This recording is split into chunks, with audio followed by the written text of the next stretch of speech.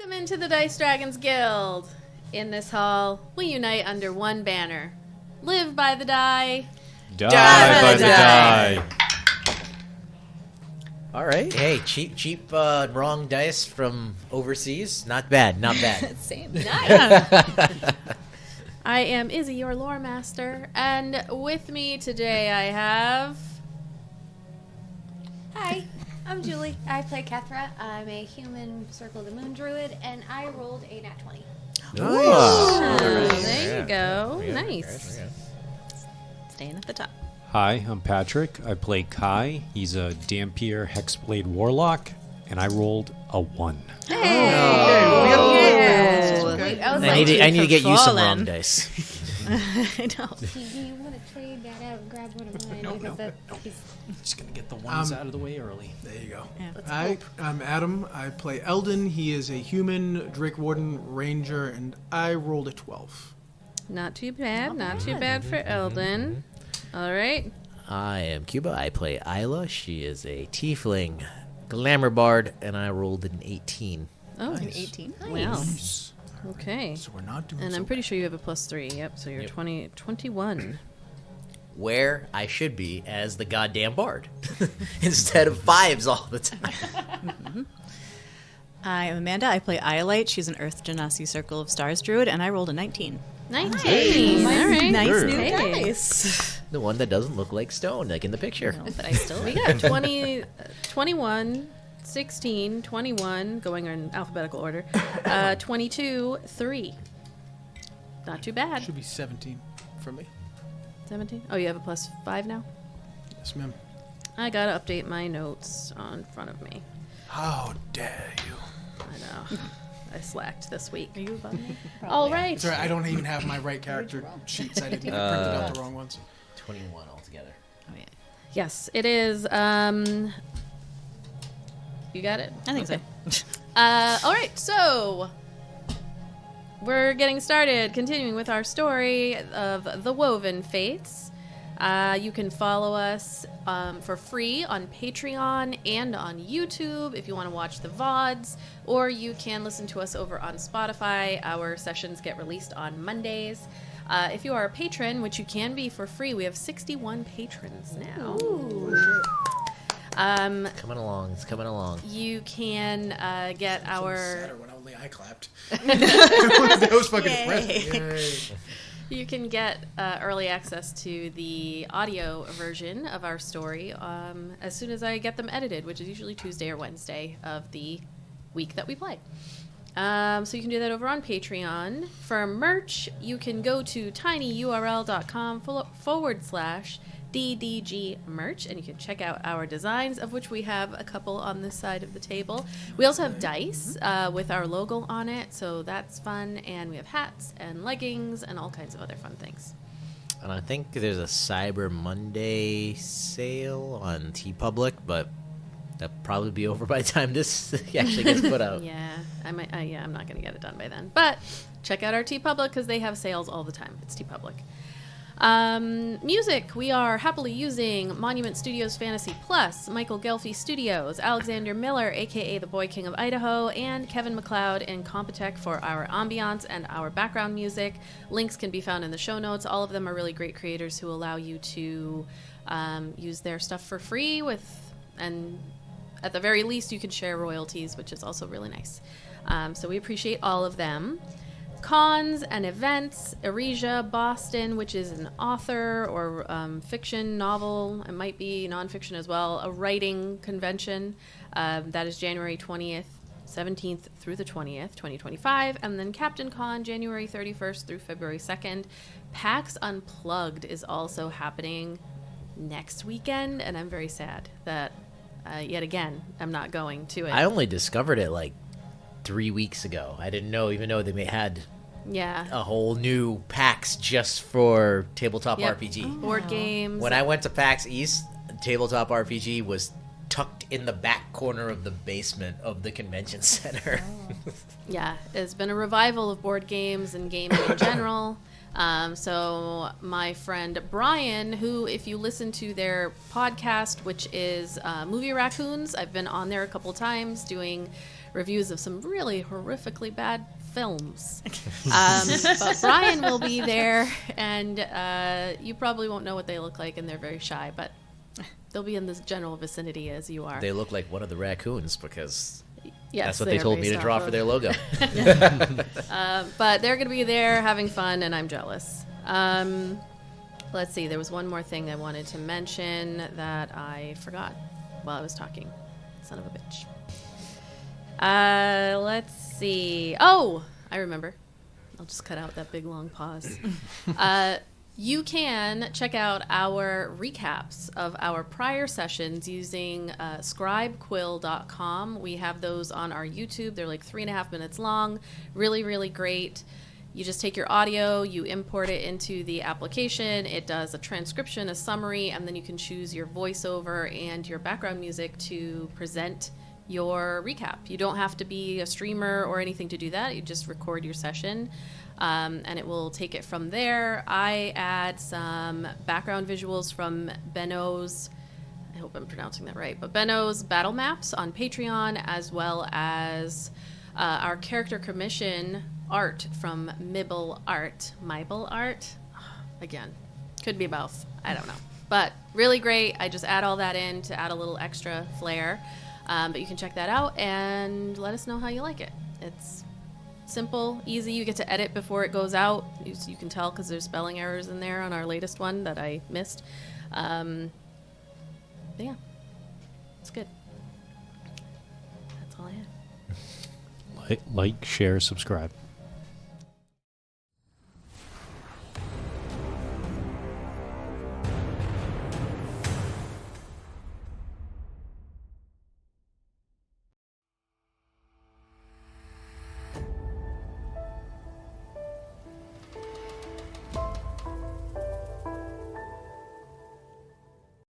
As Astrum's End camps for the night, I will let you choose one of 3 people from Astrum's End that you will get to hear their perspective of the evening of Celebration 11 into Celebration 12. And your choices are Desi, Fernilli, or Maury. You have to pick one of those 3. You will choose one, and I will read their perspective. The scene is that they have camped for the night. They're out of the city. They are heading north, and it is the night that they have left you all in the city of Dahim. And you can either watch Desdeer, watch Fernilli, or watch Maury. Not Desi. We got to do Fernilli or Maury, right? I was thinking for Nelly. I was gonna say Desdu. No. Well, I mean, I think we know how he feels. yeah. We get like a peek in someone else's head. I was going to say, why don't we go around the table, see if there's any one person with majority. Yeah. So who wants to start? I already said You said Desdu. Desi, Maury. Maury. For Nelly. I'll say Maury. Well, Sorry. alrighty then. Also, did he leave us with a sending stone? Because he said he would. leave Yeah, it'll us be one. in your room at. Okay. Is it like he's gonna have it, or like Desi's gonna have it? Do we not know? Maury has it. Maury has it. I'm not gonna trust it to Desi. Desi's gonna be like, all right. 2 a.m. He's like, what are you thinking about? Okay. What you doing? So Maury got 3 votes. So I'm going to let you know that you will not see the other 2. I'm not going to share them. So just to let you know. Oh my God! Maybe we should do someone else. I didn't. Maybe I we should do didn't- Fernilli. I didn't make that clear. You have 3 choices. You will see one of them, and I will not share the other 2. Ever? Maybe after the campaign's done. No. So just throwing that out there. It's this one night. You don't have to change it. And I'm not trying to change your mind. I just didn't clarify that. I just No, want to make still sure that you know that it will be this We should person. stick, yeah. Okay. Stick with the first choice, I guess. Okay. The campfire sputters as Maury adjusts the logs, his jaw tightening as he watches the flames struggle to take hold. The night air carries a chill, the kind that sneaks past cloaks and settles deep in the bones. It's the sort of cold that mirrors his mood. His fingers pause over the fire for a moment, the warmth licking his skin, but it doesn't soothe the frustration simmering beneath the surface. He knew it was a long shot. A fool's hope, really. But somewhere deep inside, a small, irrational part of him had believed that Iolite would choose to come with them. That her bond with Desdeer, years of shared memories, trust, and survival, would tether her to Astrom's end. But no. It seemed she had found her place with the Woven Fates, a group she'd only recently met. A group that, while competent, couldn't possibly understand her the way he or Desdeer did. The thought twists in his chest, equal parts annoyance and disappointment. Maury exhales sharply, raking a hand through his hair as his mind begins to wander. The assembly. That cursed night. No matter how many times he replays it, the ache never dulls. He sees the chaos again, the blood, the shards, the failure.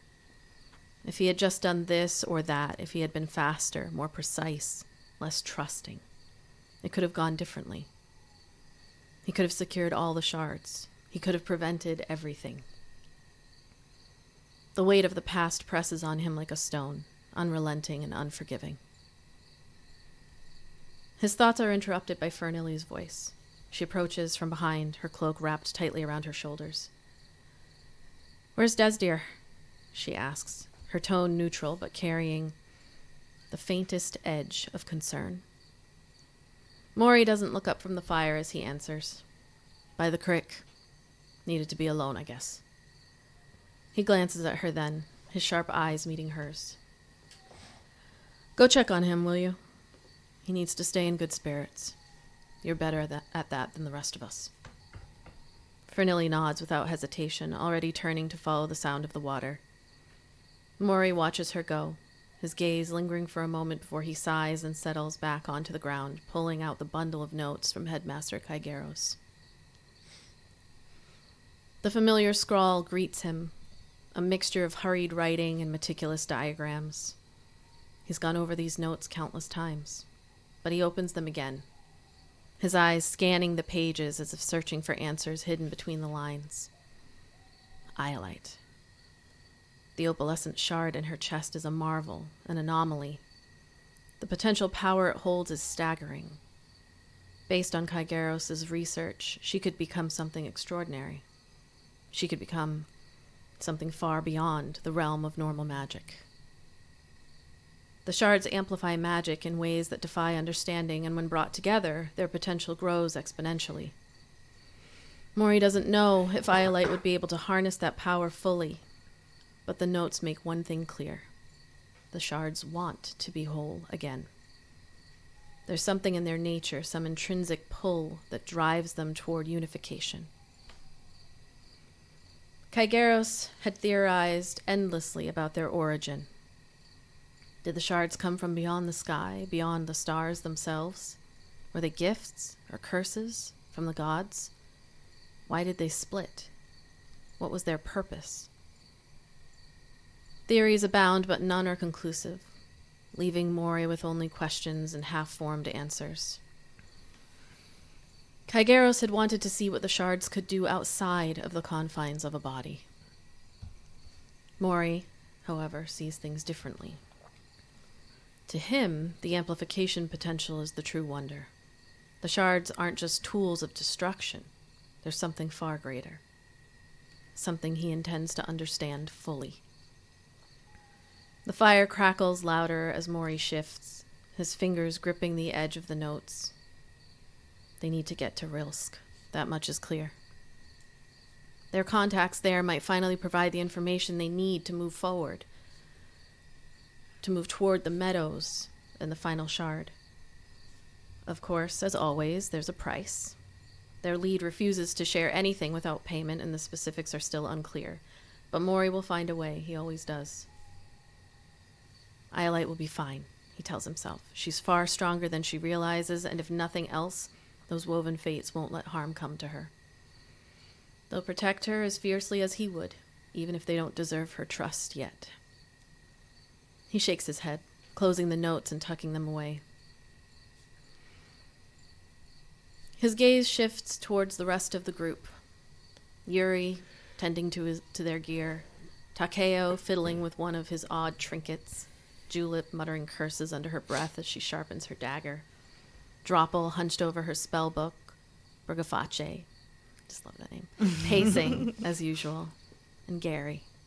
Well, Gary's just sitting there, almost forgotten, as always.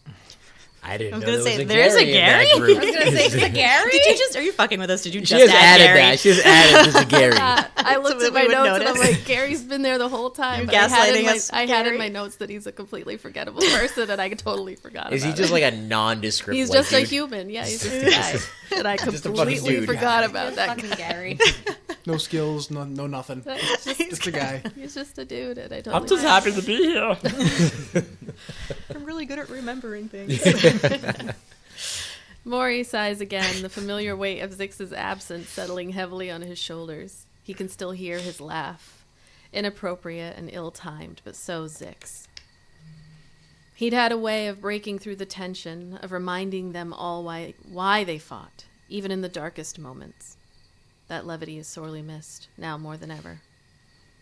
His eyes drift toward the direction Fernley went, toward the crick where Desdeer sits alone with his thoughts. Desdeer.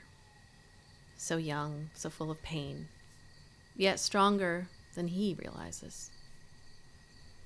Mori clenches his jaw as he feels the telltale signs of pain creeping through his own body. He grits his teeth, willing to let it subside, but the ache is always there, a reminder of his purpose.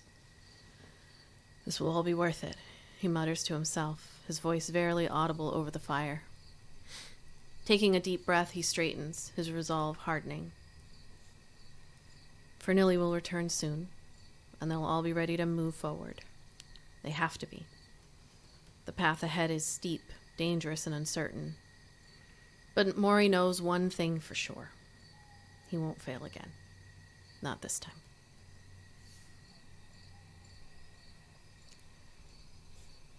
We transition to Celebration 12. I still want to like get to the other shard before him. I don't think that's gonna happen. He said the final shard, yes? Meadows. There's two in you. He has two, and then The Meadows. The Meadows. So I there's thought 5 there were- I pieces. thought there was 6. Don't look at me. It's not my character or anything. I don't know. Prophecy. Prophecy somewhere. 6 to save the world. Something like Or that. was that? That was a while ago. Yeah. I have prophecies written down somewhere.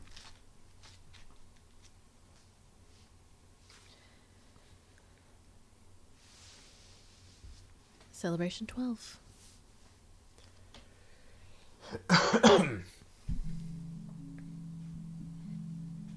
So on this day, you had plans to go to the spa. You have tickets to the spa.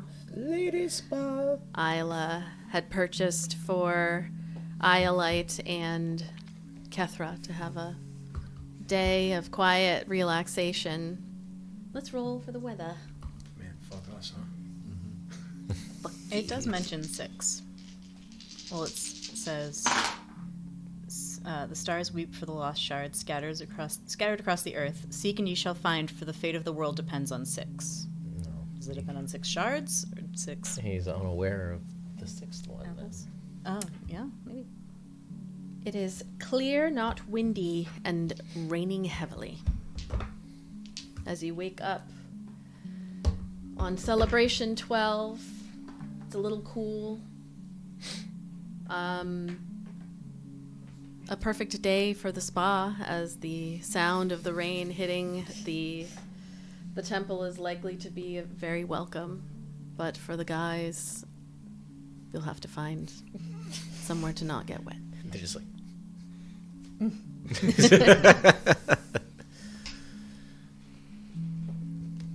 So what are you doing?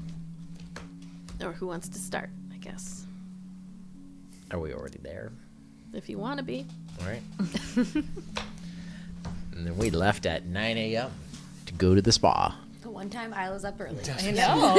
You spend money for it. Isla's up early. Gotta get her money, sir. So you woke up in the morning, leaving the gentleman behind. How is everybody feeling? Or ladies, how are you feeling as you head through the streets towards the spa? What, emotionally? However you want to describe yourself.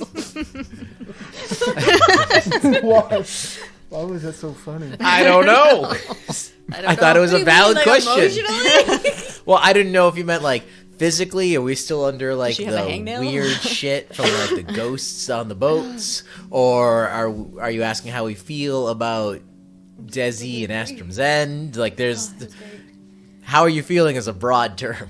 That delivery was great.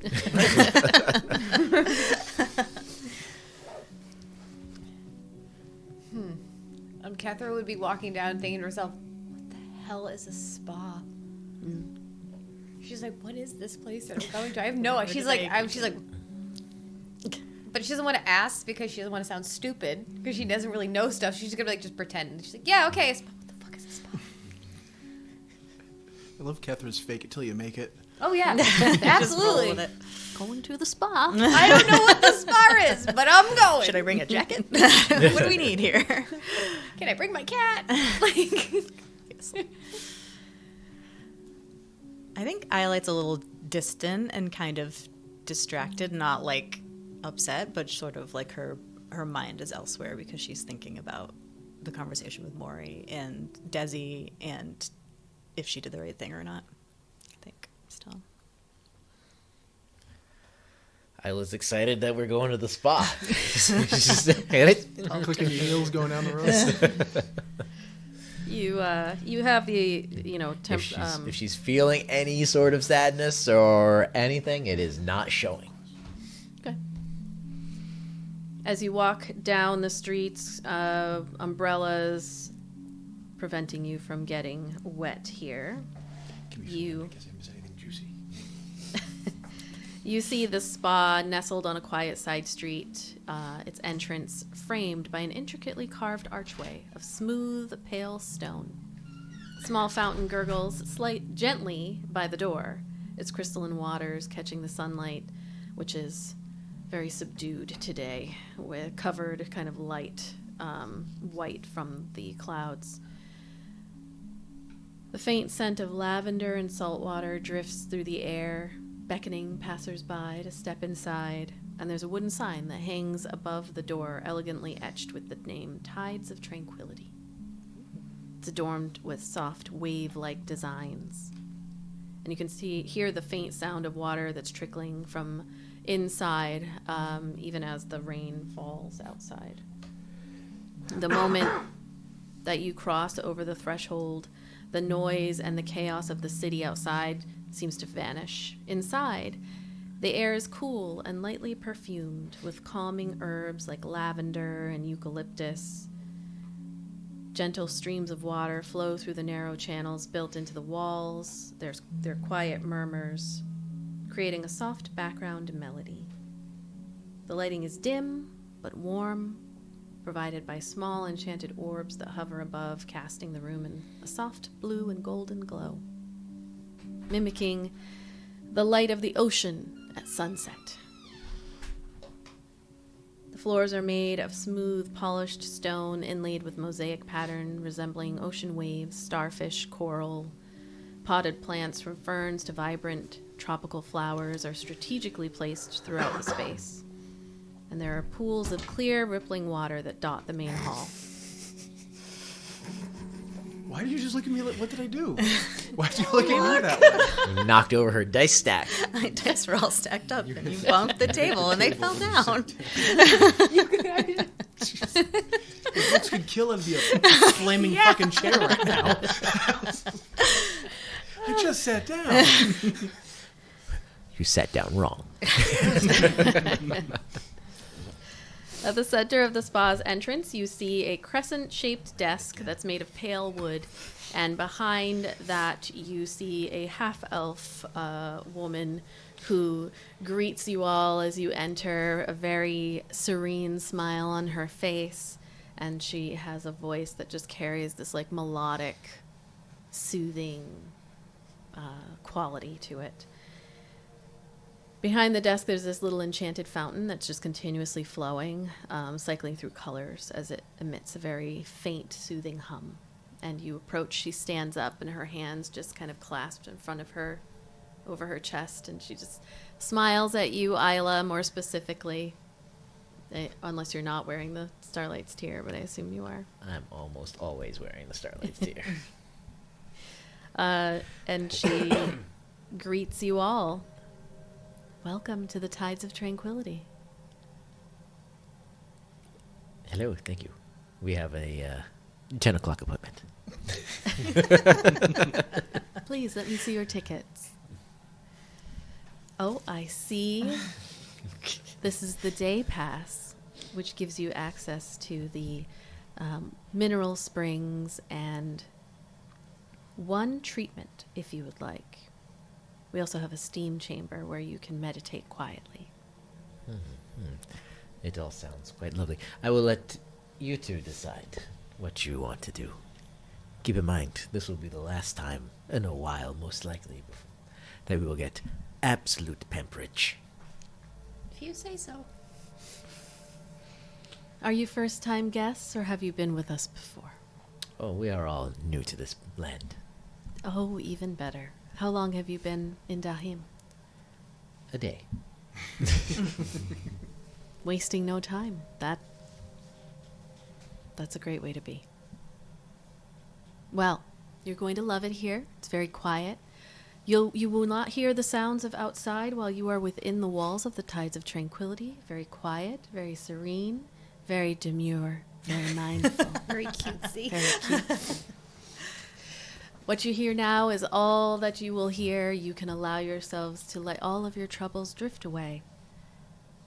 And if you would like to engage in any of our services, we have an elemental soak therapy, a hydro massage, the steam chamber, as I already mentioned. We do elemental mud wraps.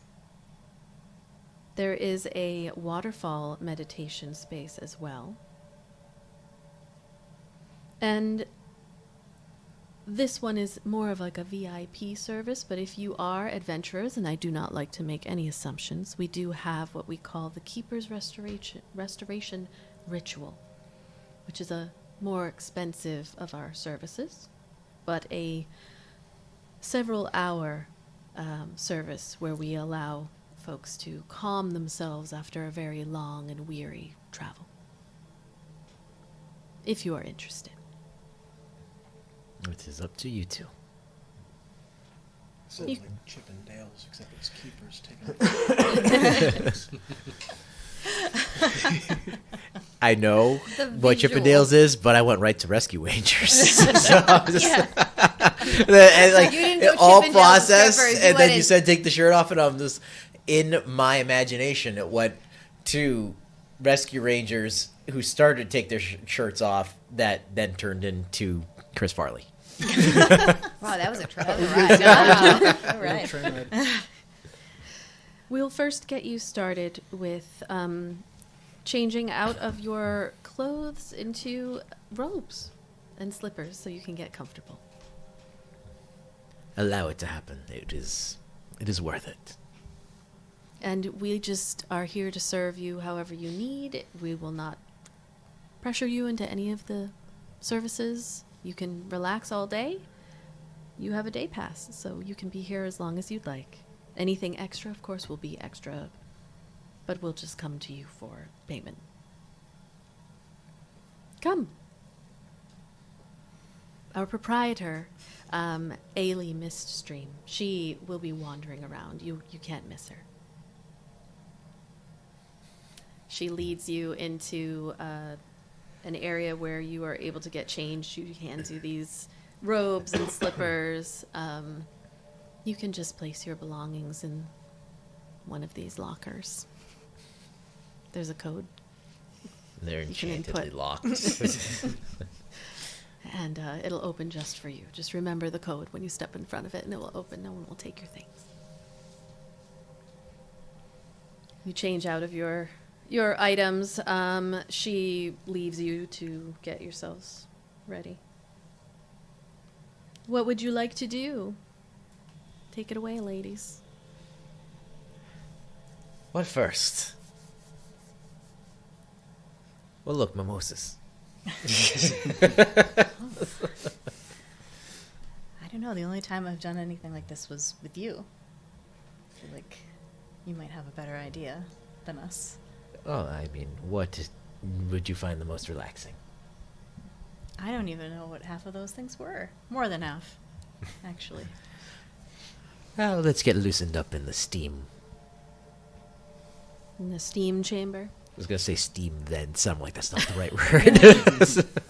You head into a circular room that is filled with lightly scented steam. The walls are lined with smooth white marble that radiates a gentle warmth. There are these reclining chairs that are arranged in a circle in the room, and the ceiling glows faintly with this very magical but light presentation of the night sky, complete with twinkling stars.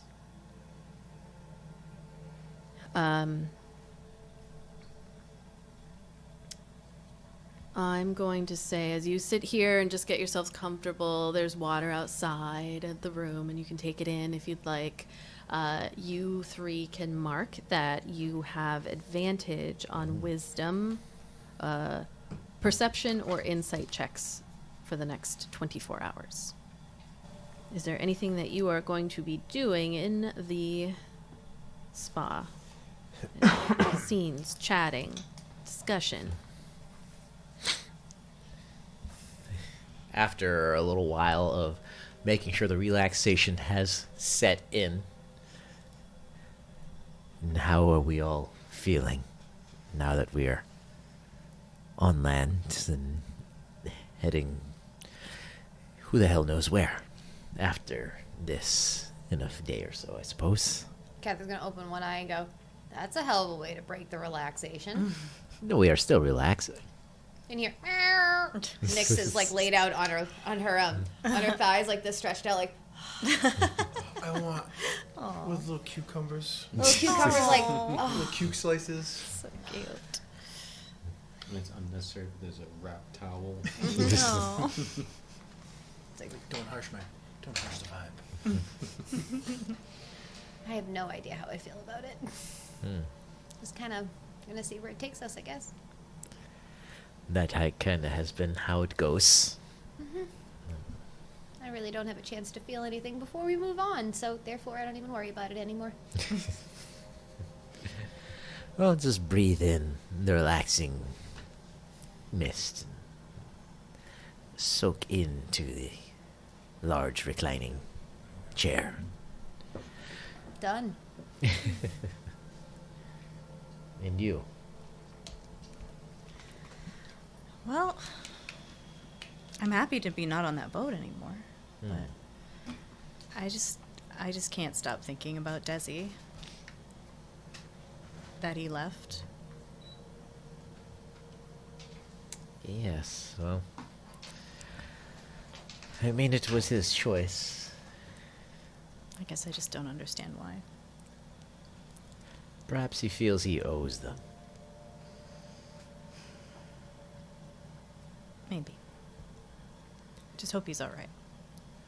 He has been with them for a while. I can't say that I trust their intentions, but I would believe that they look out for each other, and he seems to be accepted into the group. So, there is that to put your mind at ease. Yeah. Yeah, I'm sure he's fine. I know he's fine. Speaking of fine, as I walked around yesterday and procured some items here and there, interesting stores, interesting people. I have a rune being made.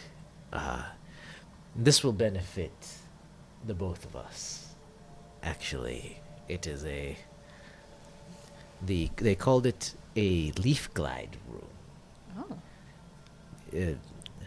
Not that I am looking forward to climbing any mountains, but when that time comes, should one of us fall, we now have insurance against it, both you and I. What will happen?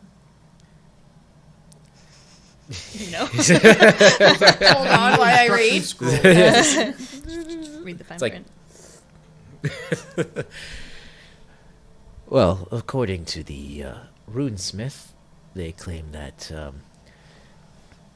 should we fall within a certain distance of each other, then a leaf emblem on the article of clothing that the room is going to be put into will detach and become a parachute that we will then be able to glide down. Oh. Hopefully we won't need it.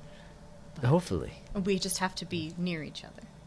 Yes, a certain distance. Well, But I think we'll be near each other. I never let you too far.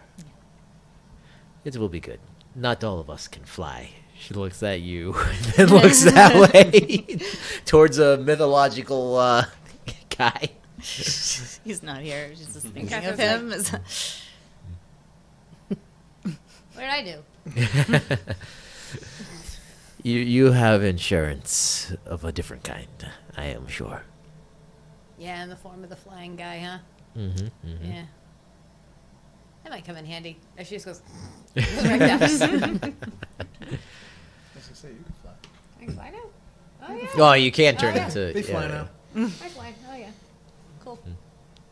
It's true. There you go. Yeah. So, there's that. And then, speaking of Astrum's End and my distrust of them, I want to put another insurance on them preventing them from getting what you already have. I'd like to put a glyph of warding on your pauldron. We can discuss it later, but I think it'd be best to put... Well, I will let you choose the spell. If you have something that you would like to put in there, I can mark the glyph. And should anyone try to remove it to get to it, they'll be met with a surprise. Oh. Do I get to pick the surprise? Yes. Oh. Thanks, Ayla. Just trying to cover all the bases before we go.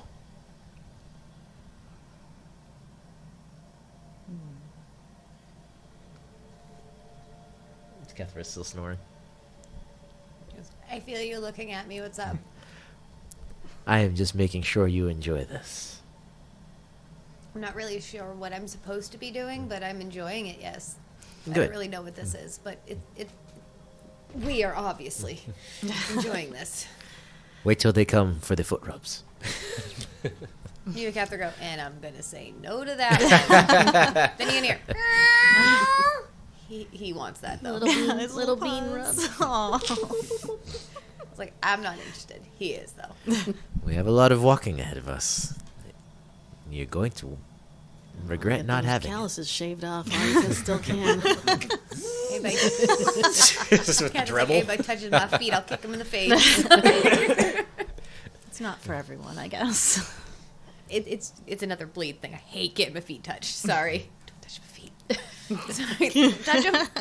Everything that needs to be done, I'll do it myself. Don't touch them. That's how I feel with the... I hate getting my feet touched. It's like, don't even look at them. Don't. They're not there. Just don't. Forget about them. I hate it. Like, ugh. Kethra doesn't have legs. No, She she just just floats from the around. knees Nothing down. There's close to nothing. these. She just floats around off the ground. Exactly, because feet don't exist. I hate. You say I you hate have my a long feet. dress, right? Yeah, Yeah, so technically you don't it even have just to wear goes shoes. from the Just- knees yeah. down. It's fine. It just levitates. As you settle into the steam, it's definitely a different feeling, especially well, Ayla has done it before at some point in her life, but for Kethra, it would be. It depends on the person. It's one of those things. Like for me personally, above table, I cannot do steam rooms. They are too much for me. Oh, me personally, I can't I anymore. cannot breathe. Nope. I feel stifled, and I don't like them, and I can only be in them for like about 30 seconds before I feel like I'm going to have a way too panic quick, attack. and then my heart rate goes up. It's Yeah. a big old mess, so I'm out. No. So very nice. It smells good, and then I'm like, I have to get out of here. I'm dying. As I dying. smile next to my friends who are all enjoying themselves, I'm like, and I take deep breaths because I feel like I'm suffocating. But Kethra Kethra does not have that problem. is enjoying That is it me. beautifully as you kind of settle in, and it's a really nice feeling to just this space. All you can hear is that trickling of water. You're not sure exactly where it's coming from. It doesn't sound like the water that's beating on the tides of tranquility from outside falling from the sky. It's just ever present and there, and allowing your brain to relax as it's not quite like, I'm trying to think of a superhero that I know has to deal with this. Oh, I guess maybe thinking of Critical Role, which you may or may not be familiar That's not a superhero. with. Sorta. What's her face? Purple hair. Laura's character. Imogen? Imogen. How she has to like shut out actively all of the voices around her. Kethra's not quite at that place, but there's a little hint of it in that the futures, the prophecies, the lives of the people around you are always just kind of on the periphery, not attacking you or anything like that, but just there. You could reach out, and you have to prevent yourself really from trying. Here, there's none of that. There's just your friends sitting here.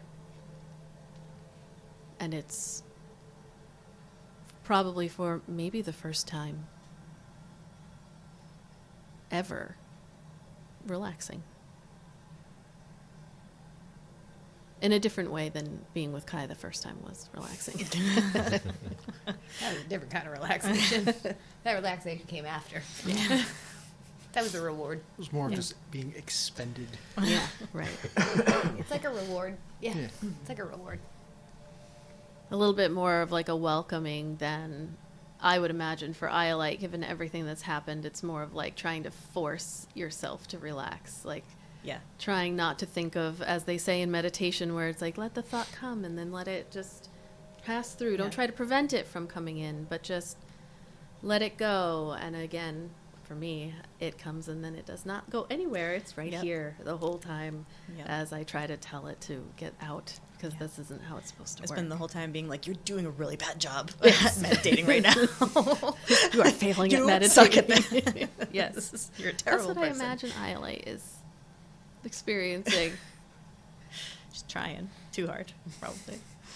But I also, it would be interesting to see what an Earth Genasi's reaction is to like a steam experience. I was just thinking, because we're like separate from each other, right? Are we like in our own? No, you're, Or so right you're next to in, each it's other. a circular room and you're all Oh. kind of around in the steam room. I was thinking like she would like lean her head on Isla's shoulder, and it would feel like a hot stone, like if you have a hot stone massage. A little steam goes. And for Ayla, I would imagine this is like home, like a moment of pretending you're not here Across the ocean. across the you know, ocean. land that's cold and has no palm trees. Far enough away from your mother that you can't just see her in a day for the first time ever in your life. And it took you many days to get here, weeks and weeks, but now you're back on dry land. It was almost like the journey is kind of its own separate timeline, and then your feet are on the ground, and yet your mother is nowhere close to. You can't walk to her anymore. It reminds me, she would send a message before we head out of civilization Okay. via Like sending. in the future, or she would have already sent the message before today. I'm gonna say she would have sent it yesterday.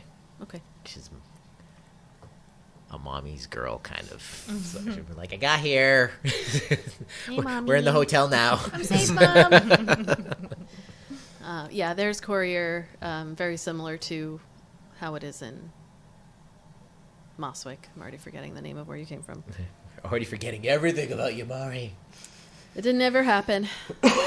As you sit there quietly enjoying this, you do hear the very faint footfalls of somebody who enters the room, and kind of opening your eyes. It can be a little difficult to see, but you do see the outline of an individual, and very kind of like feminine form. You see this bluish green skin that's shimmering very, very faintly, and hair that is long and flowing almost like waves, but you also see these little small glowing orbs, very, very tiny, that kind of hover and are swirling and moving as this individual walks in. Hands are always just constantly doing a very slow, melodic kind of movement, and you can see the droplets are responding to this person's hands as they move, and they just step in, and with a very, very quiet voice that seems to nevertheless like echo in the room, you hear this person say, I hope you're all enjoying yourselves. Welcome.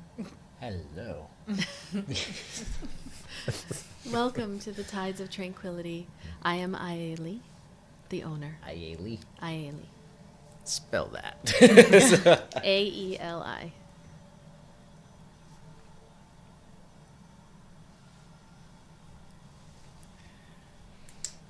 Hello, Ayla. I am Ayla. It's very nice to meet you. You have a lovely establishment here. Quite insanely relaxing, to be honest. Thank you. That's the highest praise. As she steps a little bit closer into the room, the mist starts to kind of dissipate a little bit so that you can see her this time. Very, very beautiful, very calm, just presence around her. And Iolite, you notice that this person almost definitely, just like you get this sense and feel, this is another Genasi. And you see her eyes kind of land on you as well. And she nods to each of you individually, but then like lingers on you and says, oh, another Genasi. An unexpected visitor. Welcome. It's nice to meet you. And your name? Iolite. Perfection. What brings you to Dahin? Just visiting with friends. Very lovely. I don't see very many Genasi, especially not those from the plane of Earth. I've never met another one before at all. That does not surprise me. I'm honored to be the first. Although, of course, I come from a different plane. A plane of water. She just gestures around. Do you meet others frequently? No.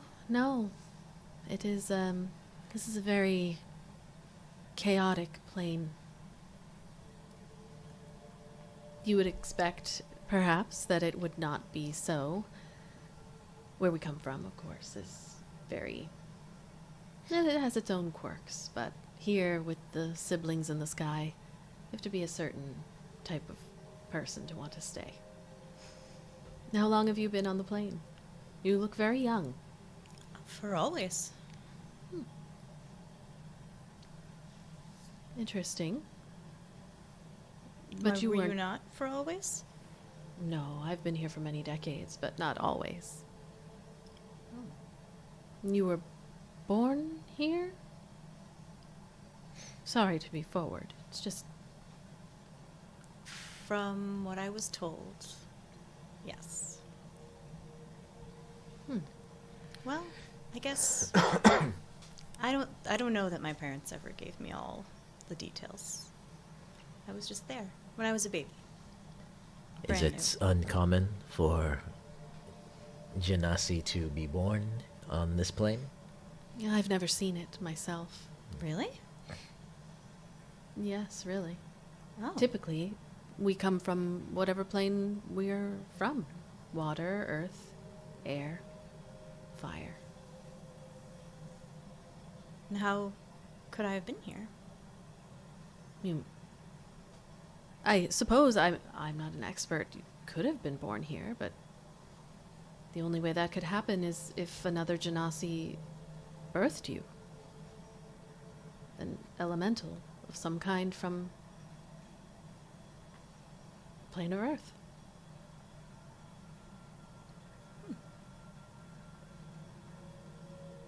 Interesting.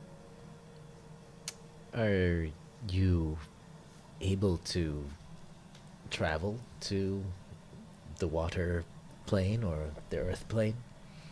It's very difficult.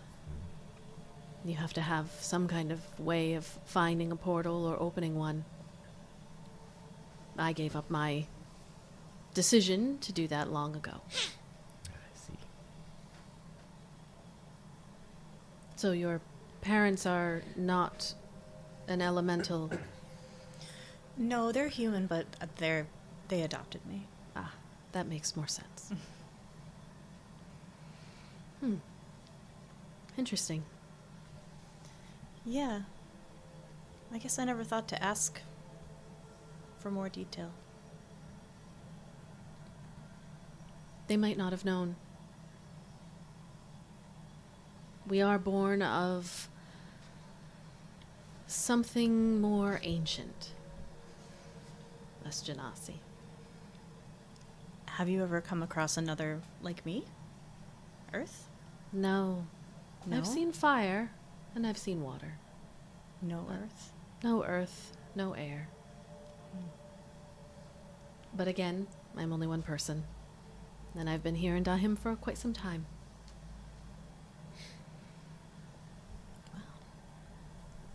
But I have heard tales that Earth Genasi are born in times of great change. Typically in the elemental plane. So, perhaps your arrival or your very existence means something. Maybe something happened 21 years ago? Maybe.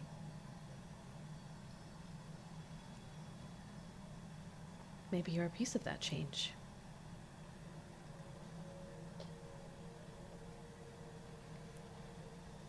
Maybe. Well, I don't mean to disturb your rest. Oh, believe me, you are not. Speak for yourself. Look, I'm looking at the beautiful blue water woman, all right? Yeah. Oh, she's blue. That's right. Blue-green. I was waiting for it. Green, I was like, blue-green. they're blue. The more exotic, the better. Well, just keep in mind, the elemental planes are restless. I can feel it in the tides and the movement of the waves. I would imagine you feel it in the pull of the earth, the shifting of the ground beneath your feet. Sometimes we Genasi are the answer to those shifts. A way for the elements to balance themselves. So maybe you carry something that the earth itself needs.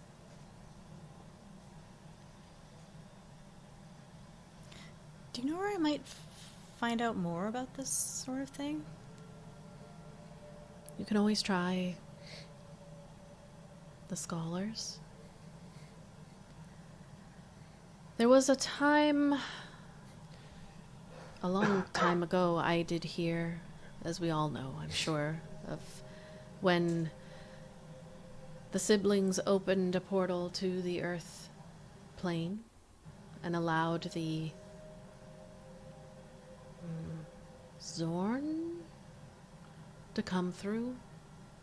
It caused an issue. It was, from my understanding, in response to Naklir, allowing for healing to become more prevalent, allowing more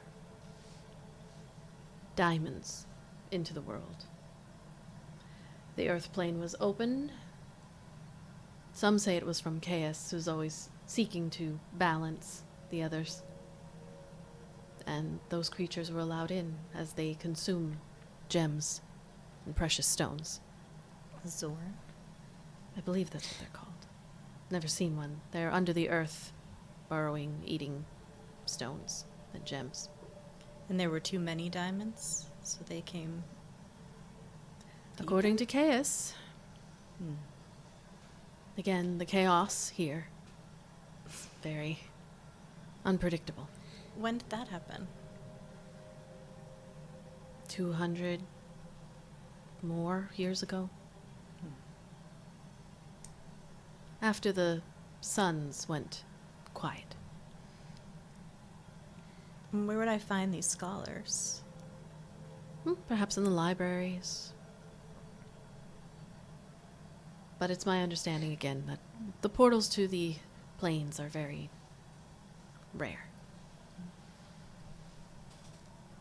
Very intentional.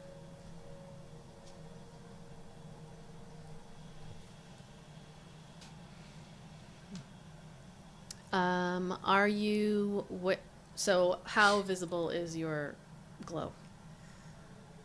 I was thinking, I didn't say it, but I was thinking that she, when putting the robe on, would have tried to find if there was a towel or something that she could have kind of draped to sort of hide it. Okay. Or cover it, because she wouldn't. Because She gets embarrassed, and then it's people ask questions. It's up the it neck. goes. It yeah, does I was gonna go, say, it goes yeah. up from the shoulder and then up, right? Yeah, so it's she could have a towel around like this that obscured it. She would have done that. Okay. Well, enjoy your rest. Yes, thank you. We have the day pass, so we will be seeing you around. Yes, you will. I will try not to disturb you too much. Your hands just keep moving. Disturb all you like. She smiles, winning smile. And then she just, as you see the water droplets just kind of swirl around and the mist begins to fill back the void that was there. Enjoy. There's something about you, Iolite. Follow where the earth pulls you, and I think you will find what you're looking for. Okay. She flows out of the room. This time you can't really hear her footsteps. This day was worth its weight in gold. For more than one reason. Catches their eyes, goes, "Stop checking out her ass, Ayla." No, Rude. I don't think I will. I still feel so obvious about it. I have my eyes closed and I know you did it. It was worse than Eldon. Ayla doesn't have shame like Eldon does. Well, we perhaps, before we leave, can seek out one of these libraries. I believe you said there was a day or two for materials and clothing you're waiting for. I have another day for the runes to be finished, so it would not hurt to. Yeah, I would Learn definitely more. like to do that. She's completely not relaxed anymore.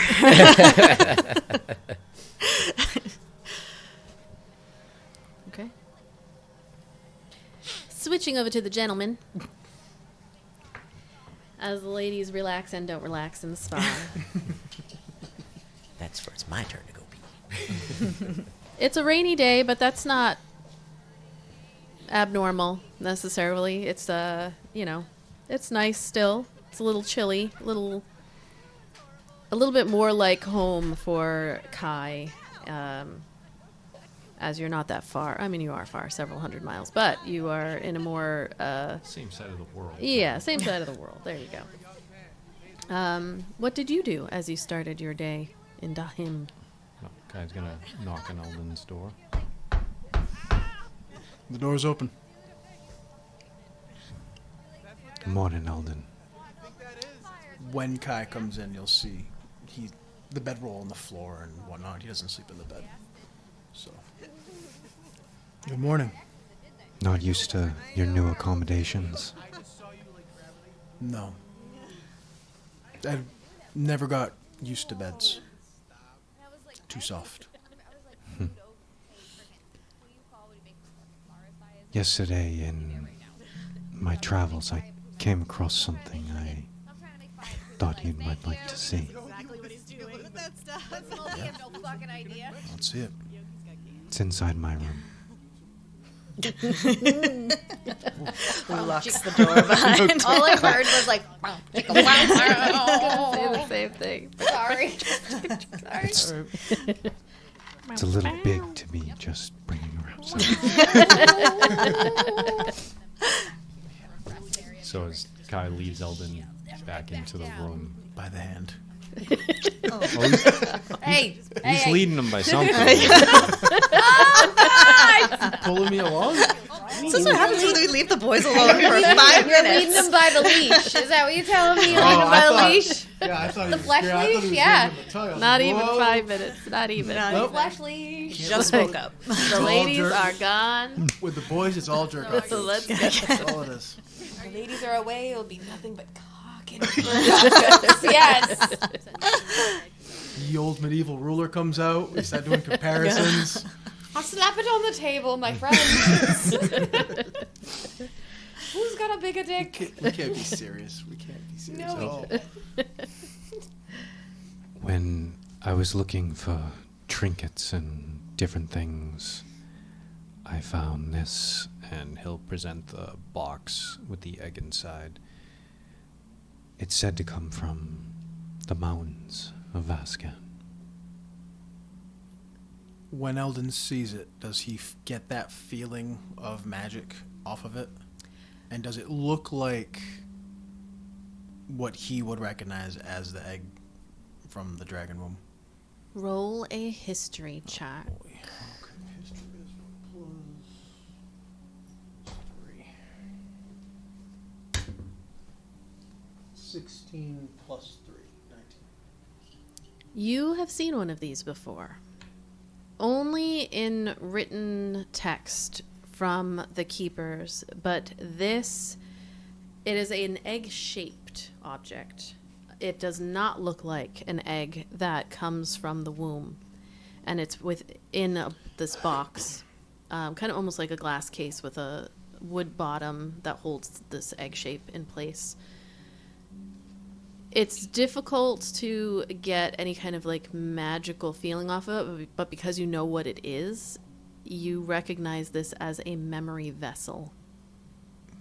There is a memory potentially held within this, and it is something that the keepers have used, and people just in Eporia in general, but it holds a memory should you dare to want to see what it is. Would Eldon know how to do that? It's as simple as kind of just holding it in your hands, touching it, and then it will play. And would he know it's a one-time thing, or is it a... I'll make a roll right now in real time.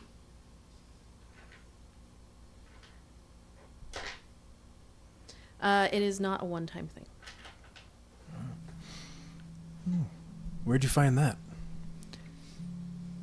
Shop where I was getting supplies from caught my eye and reminded me of the egg that I saw you with a long time ago at the beginning of our journey. Yeah. Well, what you have there is called a memory vessel. It can hold and contain memories put within it. Hmm. So, there's no way to tell exactly what's held within it until you touch it. Well, it's yours now. Oh. Well, thank you. I don't know what to say. You don't need to say anything. You've don't take this the wrong way, but when I first met you, I couldn't stand you. Your appearance, your lack of manners and station, but yet you have a goodness in you, and, well, I do think that there should be more people like you, Eldon. So, don't let me rub off on you too much. Quite possibly the nicest thing I've heard you say since I've met you. Thank you. No one will believe you that I said that. I wouldn't bother trying. Let's see what this says. He's gonna pop open the glass top. He's gonna pop it open. You got it. You gonna touch it? He's just gonna tease it. He's just gonna gently Trace his finger around. just around the edge. He's gonna just breathe on a little bit. Would Eldon have seen this since he knows about them as something to be worried about? Like, it's not an clearly ominous thing. Like, these eggs are just kind of fairly... They are a memory vessel. You can record into them. You can put memories into them. They're Okay. like neutral items, really. So then, yeah. Okay. I'll just touch it. So you stand in the center of the hotel room with Kai by your side and open the glass part of this case and just kind of lightly even just touching the egg. God damn it. Lightly stroking. Lightly stroking the egg. Maybe just a thumb. Just a little. Don't lick it. Don't lick it. Don't lick it. Sorry. All right, I'll stop. I'll shut up. No, it's like nobody lick it. Nobody. No licking. It won't work if you lick it. Licking, You know no it. spitting, no nothing. You know it will not work if you lick it. Well, no hawk to it either. Yeah.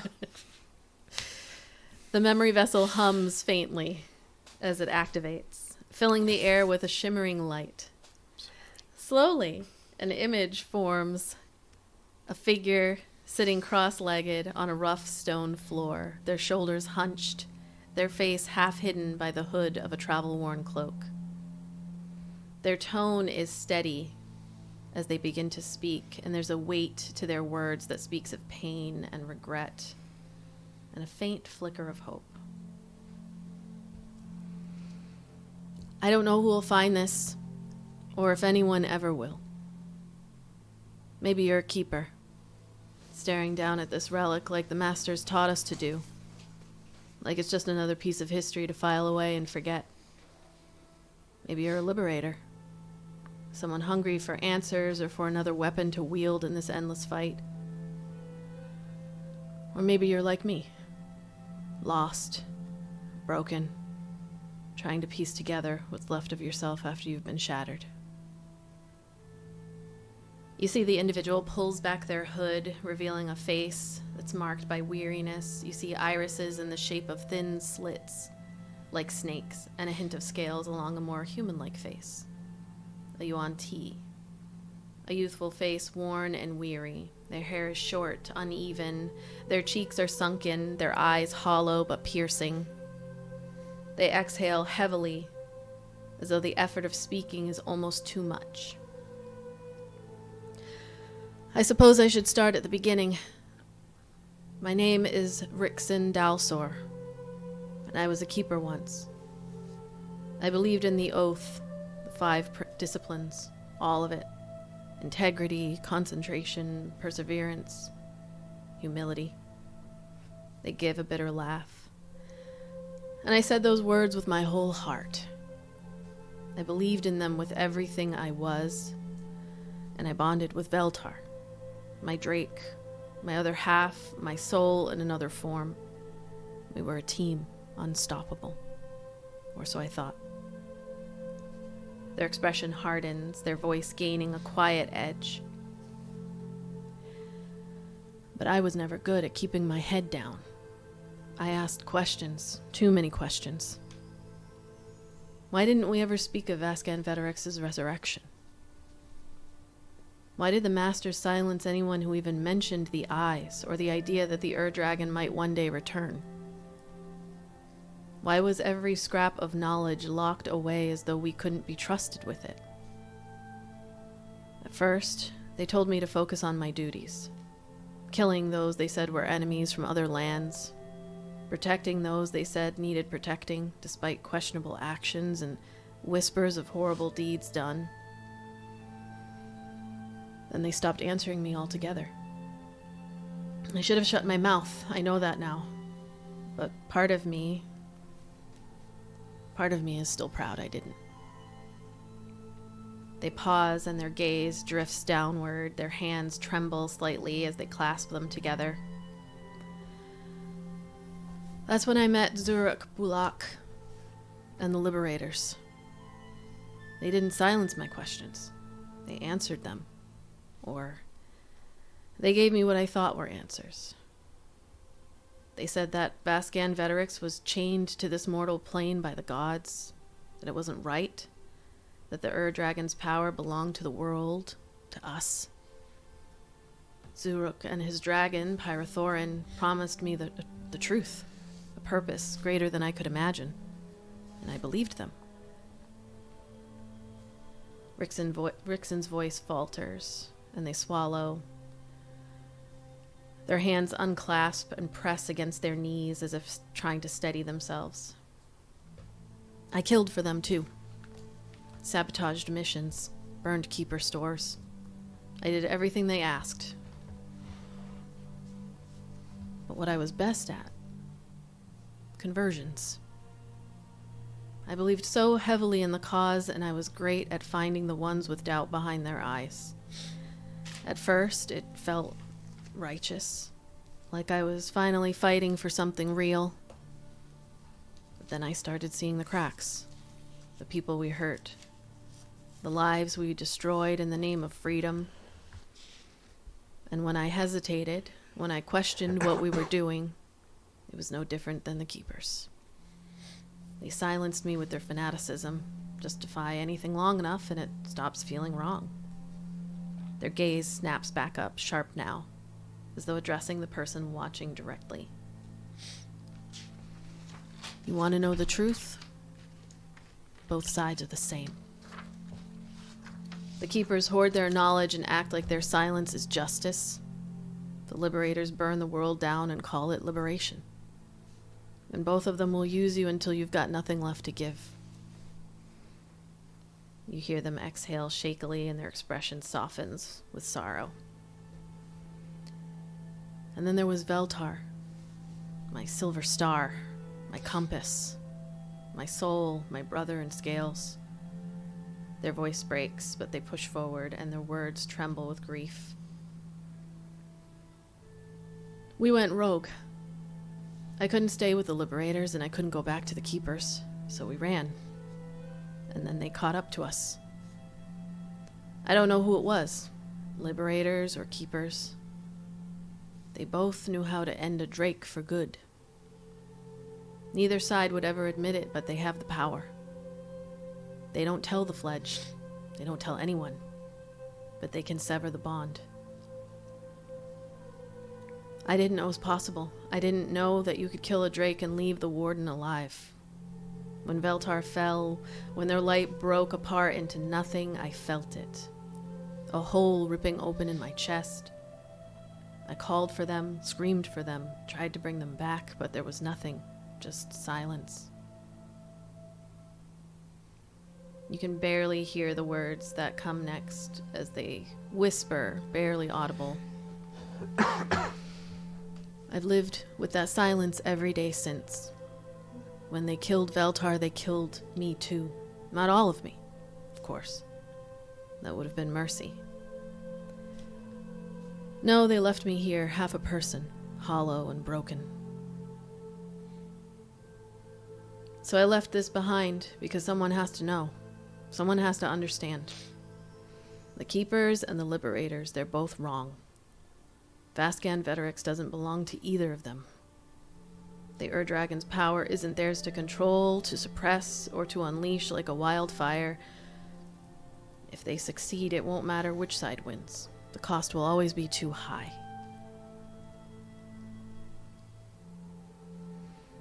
I don't have the strength to keep running anymore. This is my final act. My final words.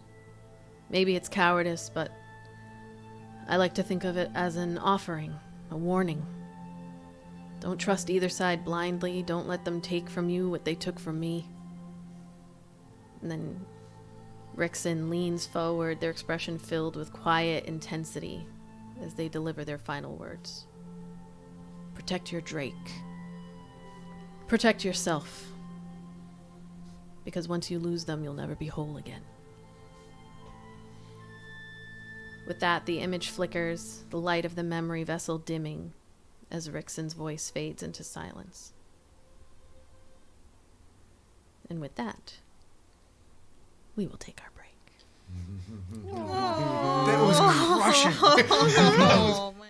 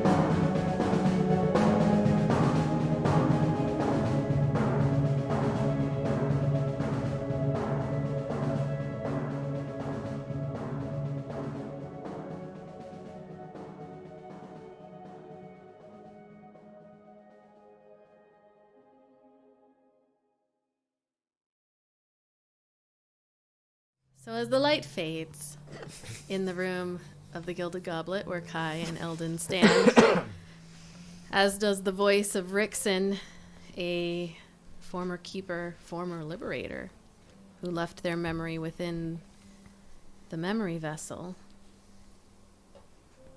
What do you do? Eldon is, excuse me. Eldon is just staring at where Rixon was. He's just staring at this egg, silently. No words.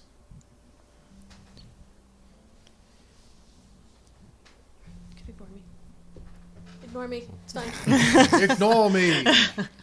Pay no attention. I'm picturing the little, Men behind the curtain. what's it? Is it from Rick and Morty? The little potato guy. God damn!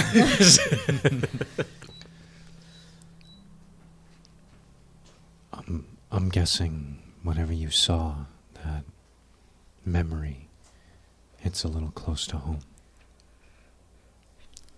Kai would have saw them. Actually, Kai, yeah, you would have seen Oh, I it and would have heard. saw it too. Yep. Oh, I thought It's it was just the like a person. projection. Oh, I thought it was Yeah, just you- the person. That No, you touched. saw and heard everything. Well, I guess you're not the first person to have questions about the Keepers. Yeah. I guess not. Have you ever heard of these liberators before? When we saw Maven the Obscura at the night market, she gave me names. But I thought the Liberator was maybe a person or a title, not a group or a sect. They sound like keepers, but not. the way they described this Rickson described keepers, it didn't sound like keepers to me at all. How high up in the keeper's hierarchy did you make? Nowhere. When Master Andrex found me, he could sense something in me. But that power, it never came out. Most it comes out in the transition from child to adolescent, I guess, teens, 10. But for me, it never did. Not until I had Theratrix. I was an initiate. I was a nobody. I wasn't even fledged until I had Theratrix. I know nothing.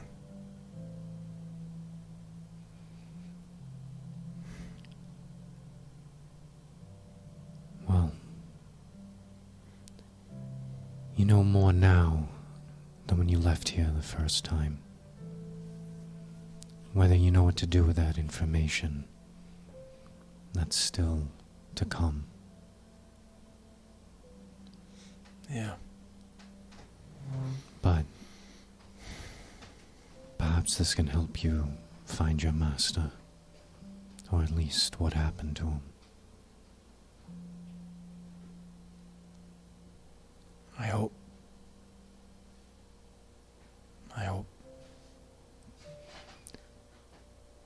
What do you say we go and get a drink? Not here. We'll find someplace a bit more low-key. Yeah, I could use that. Yeah. As the janitor's like moving, working on the air conditioner in the background in the window. Don't mind me. Don't mind me. Pretend I'm not here. What was it from Futurama? Was it Rusty? Rusty. No, yeah. Someone. Sorry. You're going to go get a drink? Is that what I heard? Gonna go someplace low-key, so Eldon not is- at the Gilded Goblet. Eldon is definitely wearing his like most low key clothes. Okay. He'll still have that cloak, like we talked about before. It's like the keepers are known for it, but that's like supposed to be like the traveler's cloak, the same way the Jedi are supposed to be low key when they wear those. Theirs. Right. Even though it's like it's a fucking Jedi. It's a Jedi cloak. It's a brown cloak. Right. You know, it's not. You know that it's not a Jedi until they pull out the lightsaber. Yeah, you head out into Dahim, the rain falling. There's still plenty of people out. It's not like it's a downpour, but it's a heavy enough rain that it kind of breaks here and there, lightens up, but it is a constant. And Eldon's not making a move to like avoid the rain. Mhm. He's just he does right now. His mind is so on what he just learned that his personal comfort with being wet isn't what he's concerned about. Okay. As you continue through the streets of Dahim,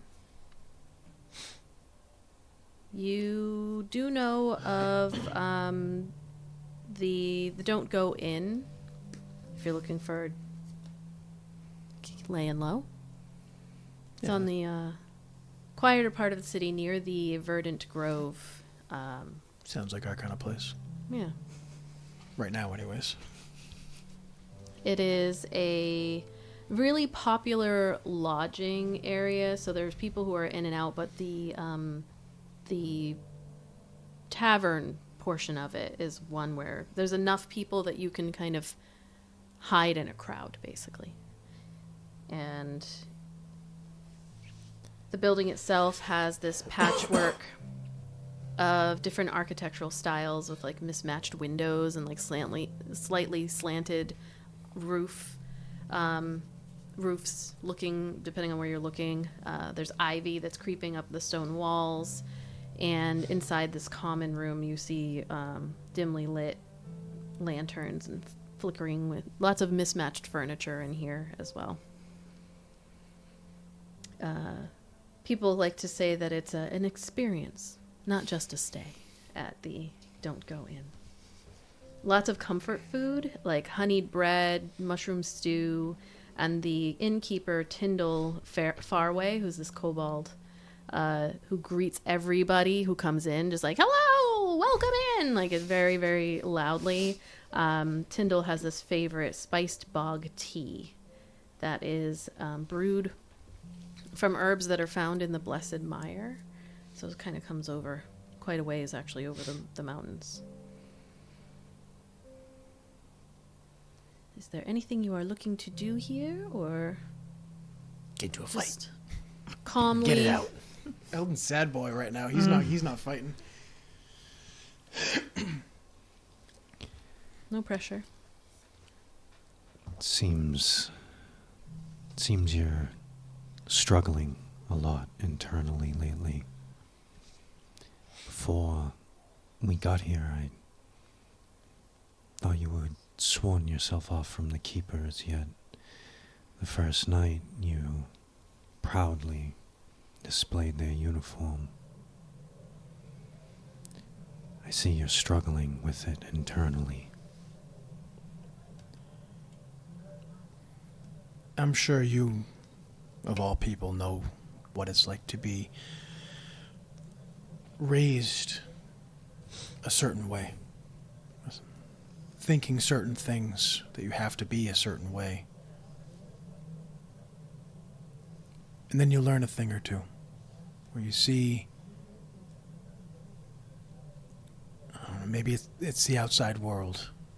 You experience something. And it changes everything. It changes you. You see why soldiers are usually recruited young. Becomes a part of your life, of who you are.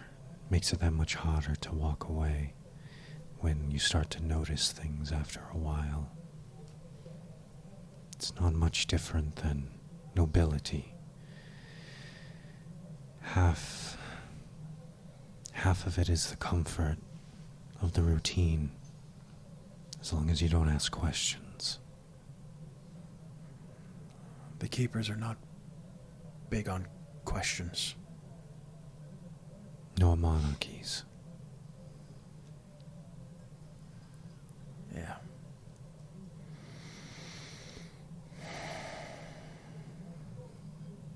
I'm at a loss of what to do, where to go. Part of me wants to summon Theratrix now and fly, run, ride to Skyhome. Knock on those giant stone doors and demand answers to every question I have. I know that's foolish. Might be a foolish method, but it's not a foolish goal. You want answers. Well,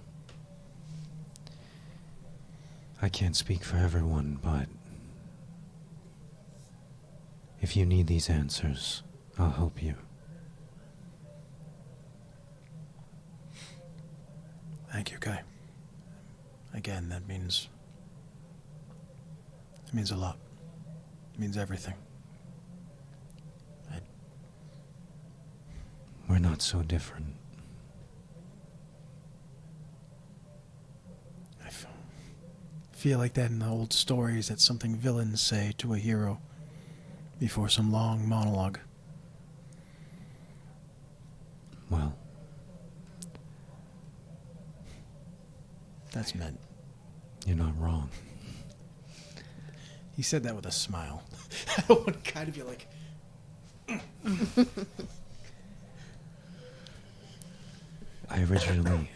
I set off looking for answers, and it led me to the Woven Fates. I'm still looking for answers, but I don't have one single place that could hold all the answers. At least you have an idea of which direction to go.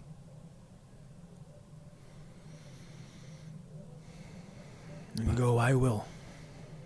One way or another. You need to decide internally. Do you want answers? Or do you want to know everything?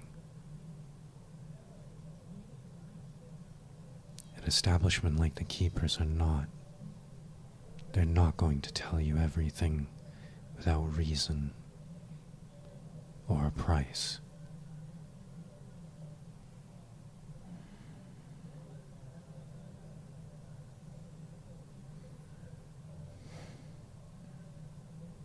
I want to know everything. Well, Didn't like that. then I'd say hold off on summoning Theratrix and going straight there.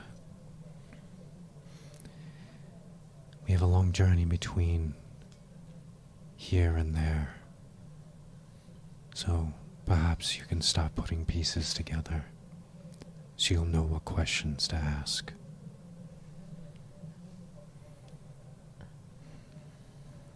I have to show him the vessel. He kept talking that we had a mission, a purpose for coming back.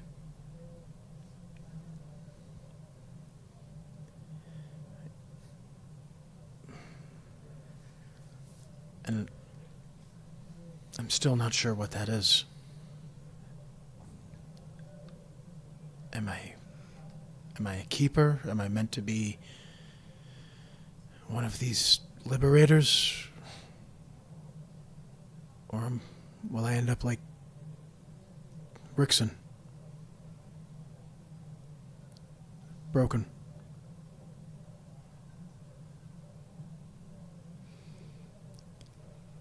I think you were a keeper.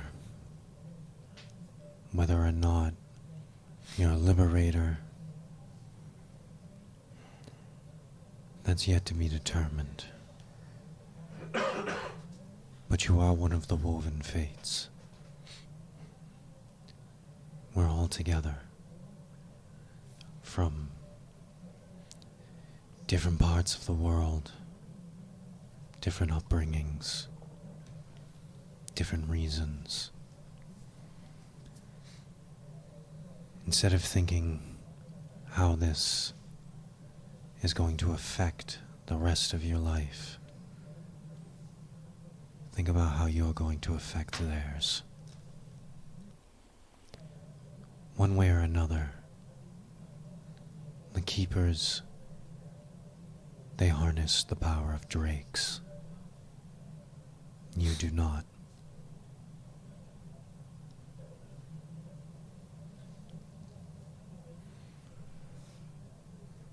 But this Zarok, this liberator,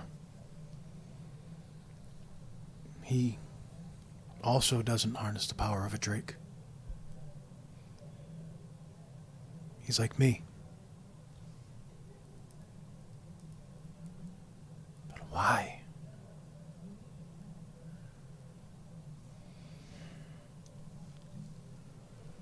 It's hard. Having questions, having just enough knowledge to let you know without seeing a clear path. I've just gotten used to it, that I forgot what it was like at the very beginning. Well, thanks for being there to help. Everyone else, too.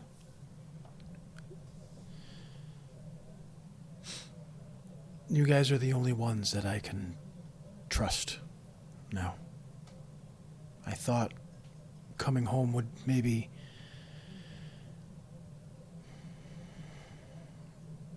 It doesn't hold friendly faces here.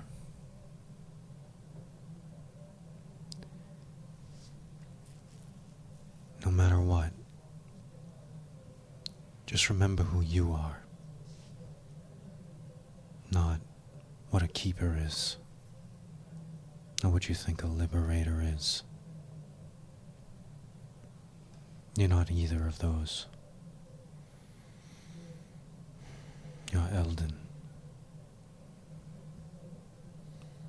Perhaps you should start trying to figure out who you are, instead of trying to live up to ideals that you're starting to see those who taught them to you might not live up to.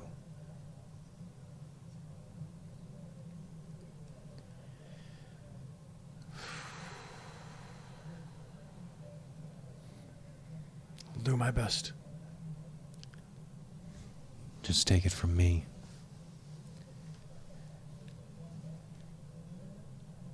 Don't make any deals with deities unless you know what you're getting yourself into. Eldon does chuckle at that.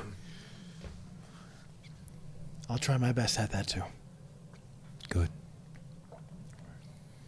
That'll make one of us. Eldon's gonna order a bunch of the spicy food. Spicy juice. No, the list that you had sent Oh, yeah. from me, there's the fire elixir, there was the spicy meat stuff, the skewers. Mm-hmm.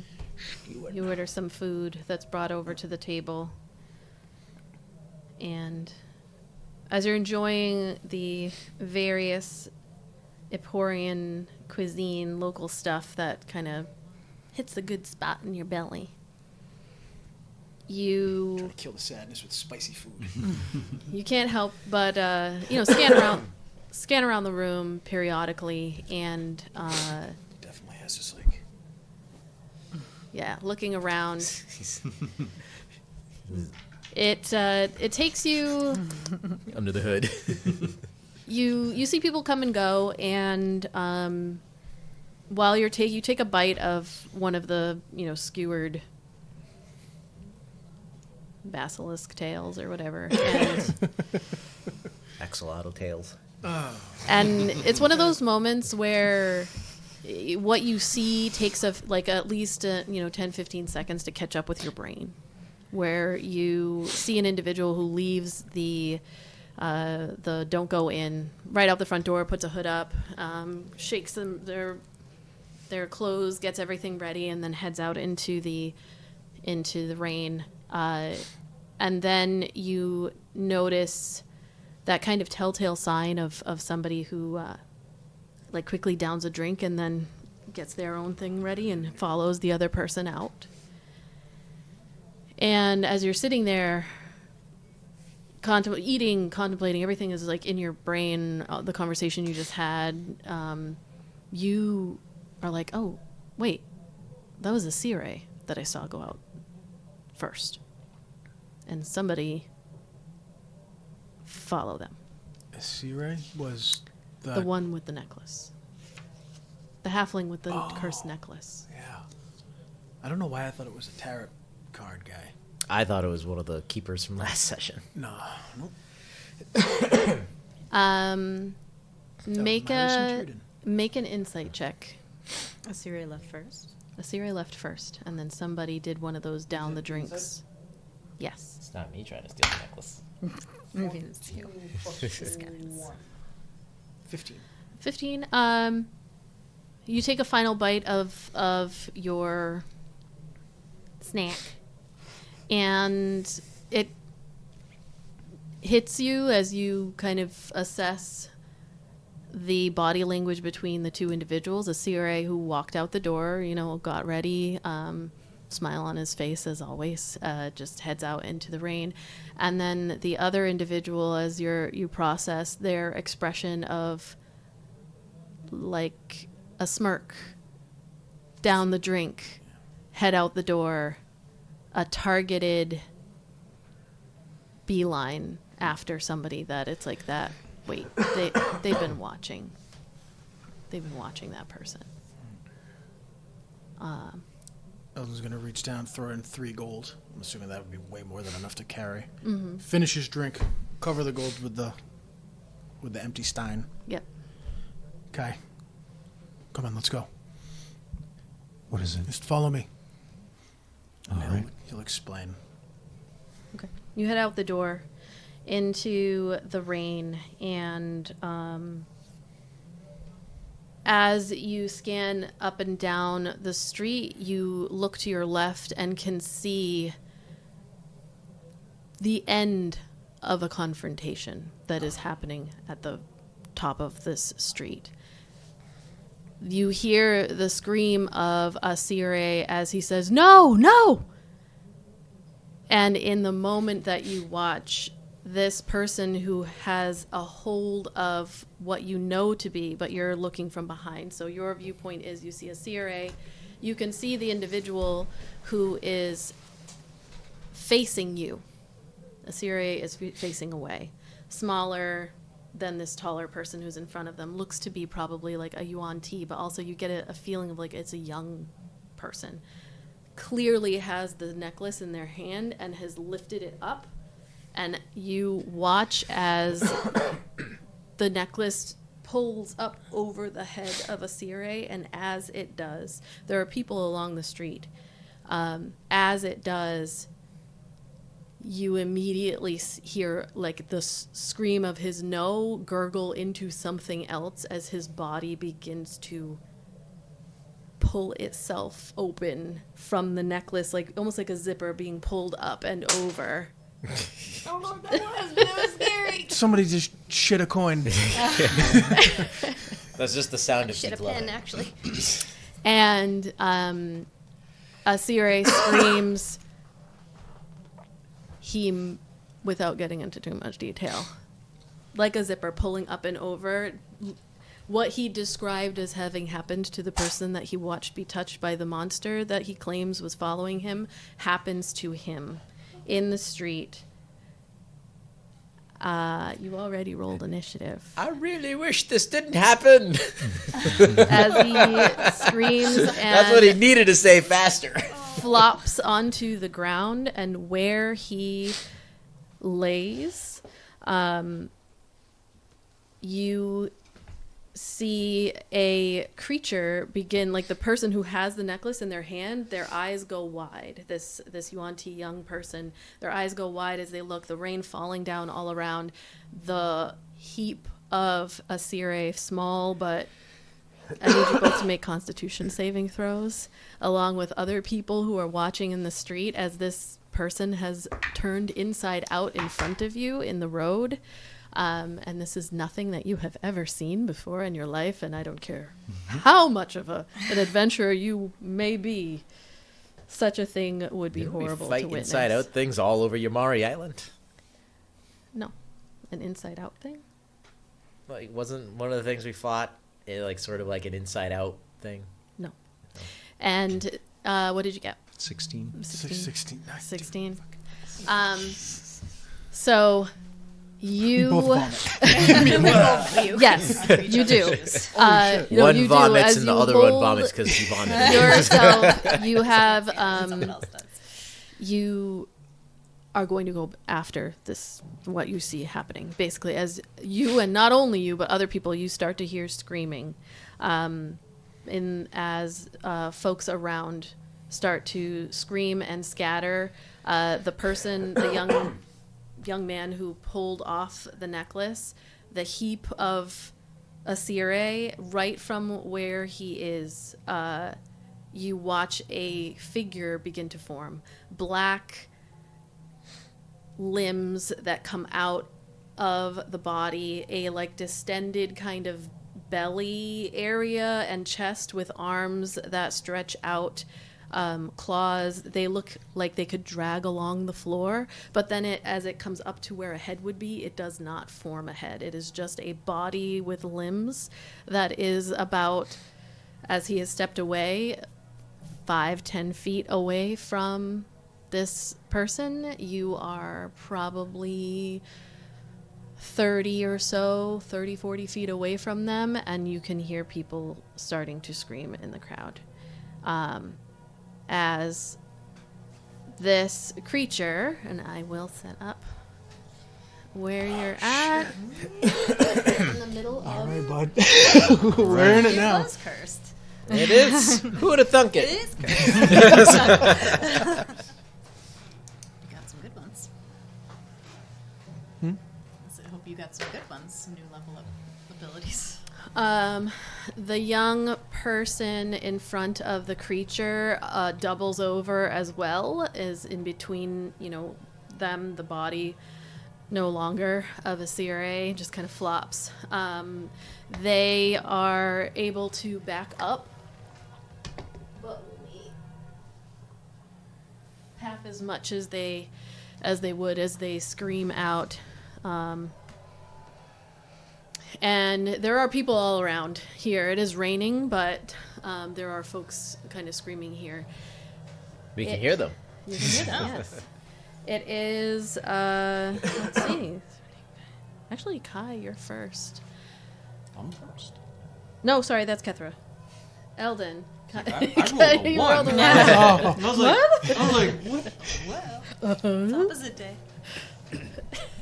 I was like, did I? No, like I really did. Like I zoned out. I was like, did Eldon already go? And I have no recollection of it. Do you remember Face from Nick? Was it Nick Jr.? Oh, yeah. That was the very first time I've ever heard of Opposite day. It's opposite day, It's and like for some reason, things when you kids said would that, say. in my mind was just Face. I just remember like kids in elementary school being like, "You look really nice." And it's on that map. opposite Right, day. yeah. No, nice. Put some pimples. Too bad we didn't have like little piles of puke. Each person. Little bit of yak.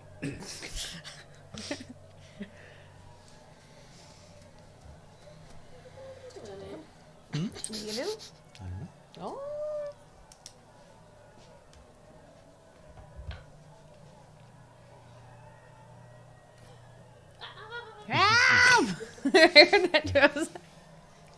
I had been thinking how like, oh, we never found out what happened like about anything with the necklace because we didn't do anything with it. We're finding out. Yeah. Deke loves you. But see, again, going back to the curse is you become the monster. If he didn't know he was going to be turned into one, and they like, no! You, like, He when knew took it something off, bad was gonna happen. yeah. I guess. He knew he could take it off.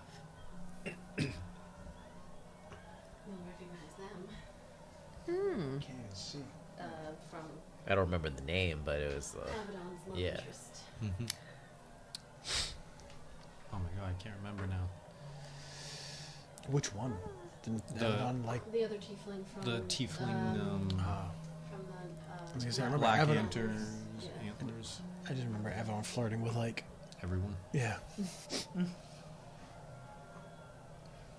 Okay. That looks better to me. I like to, drinks and pie! So the young Yuan Ti staggers back into the street. People who are very confused, people are cowering, shrieking, puking. Eldon, actually, you would be first. I will remind you that your weapons and anything else that you have with your runesmiths and whatnot, you do not have them on your person. I don't If think you that- do- I was gonna say that doesn't affect me. It might not affect you, yeah, Right. but it affects Kai. You could still summon. Whoever's working on it would be like, what the? but, Disappears. but just as an FYI, it would disrupt what's happening. So, You said like Uncle Roger to me. Do you know who Uncle Roger is? What the fuck? You know what I'm talking about, right? I think so. It sounds very familiar. Emotional damage. You make me put leg down from Sword. chair. I believe it was his jacket he was putting the rune on. So so he doesn't have his jacket, so his AC. But you were is getting 1 your less. sword upgraded with the keen. Yes. Okay. All right, Eldon. Oh, fucking Not A. even fighting, really. Put my hair up. Just get ready to go. Ready. Eldon's gonna one smooth motion. Draw the bow. Draw a spark arrow. I'll move. I can move you. Watch the dome. We all need laser pointers. We'll get a little claw. I'll have to borrow one of Logan's next week. I'll bring one of Logan's next week. Like a little telescope Okay. thing you can It has like a little star actually- too. Got a little star. Yeah. I was right next to him, right? Yeah, you got plenty of I'm space. just gonna actually move more in line this here. Okay. And he's going to take a shot at this creature thing. Why? What did it do?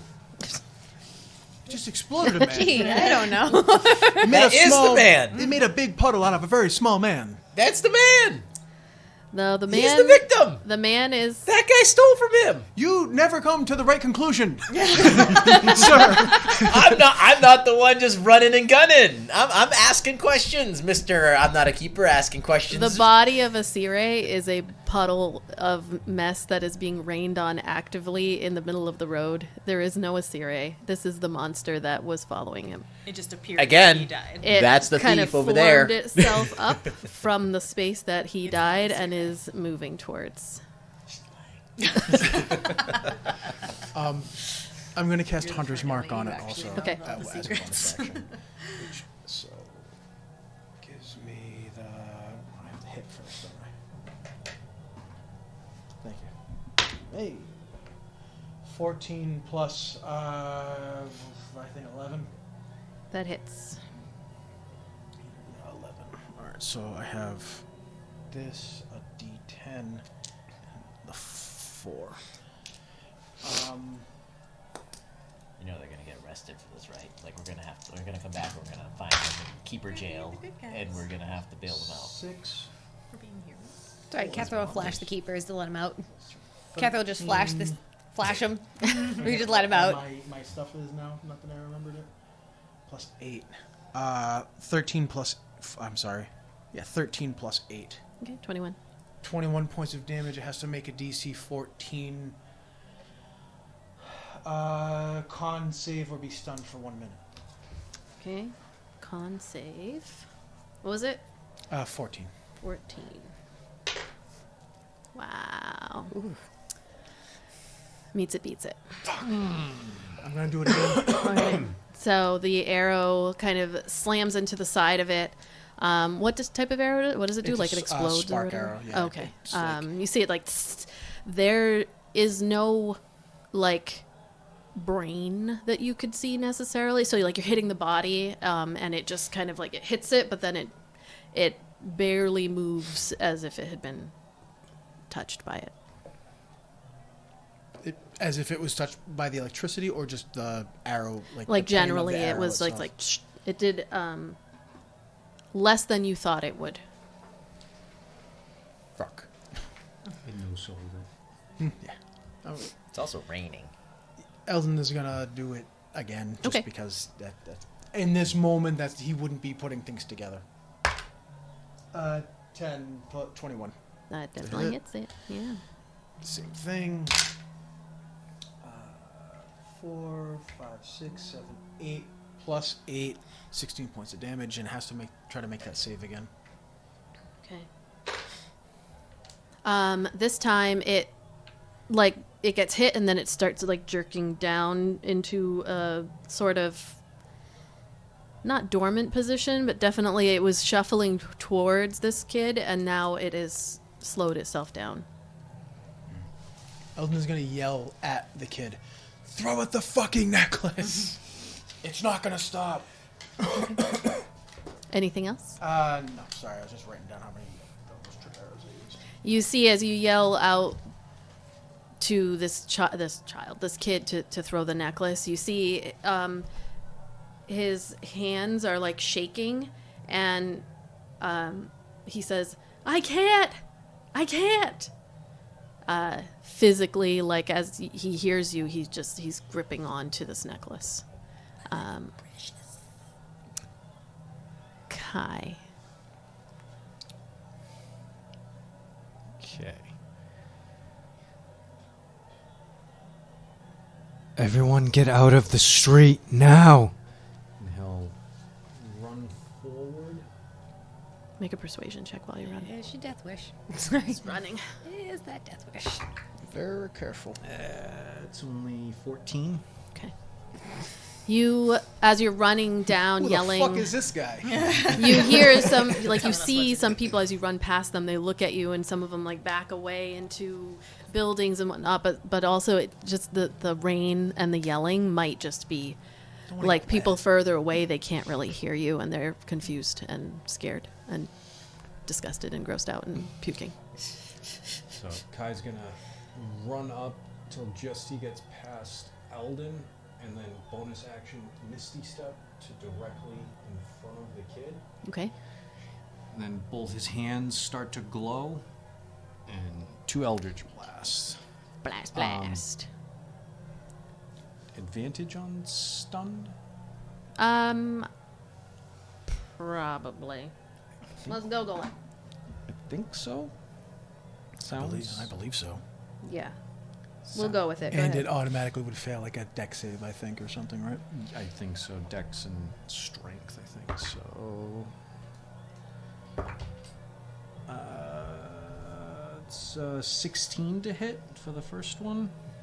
That hits. The energy slams into its body. So that's 7 points of force damage for the first one. Yeah, advantage. Ooh, good thing I had advantage. And then 22 for the second one to hit. Okay. And that's another 6 points of force damage. Okay.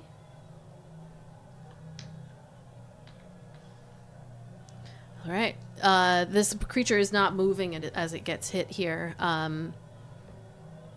Does the arrow say that you roll at the end? For each consecutive turn, the target must make a con save at the end of their turn and try Okay. to break free Gotcha. from the stun. All right. So, are you doing anything else? That's all I can do. Okay. I'm going to roll to see how many They're pricey people arrows, but they come in handy. actually like heed your advice. Of the like 1, 2, 3 of the 3 people that heard you, how many of them will? This one like backs up into the doorway.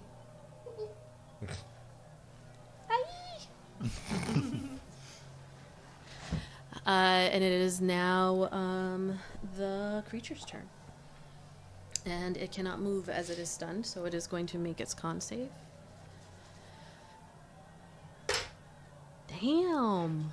This thing has a high con save. +7. And I rolled a 3 and a 6. And it's a 14, so I just rolled a 13. So it is still stunned. This is a high constitution save for what it is. You could see it's kind of like shuffling, but not enough to move, as it's just like stuck in this one position. It is the kid's turn behind you, as you see them put the necklace on over their head, Don't. Bad idea, buddy. almost like against their will. Like they're just like Next Wait. and victim. put it on. Kid was a lost cause from the moment he stop took it. it. You might not want to keep you back to I one, knew Kai. it was. That was going to be. I rolled a 4. As a regular person, they again are just like kind of fall backwards onto the ground and shuffle back and away and are trying to get away, but they're so not great right now that they can only move about half of the distance that they normally would. It is now Eldon's turn. Fuck.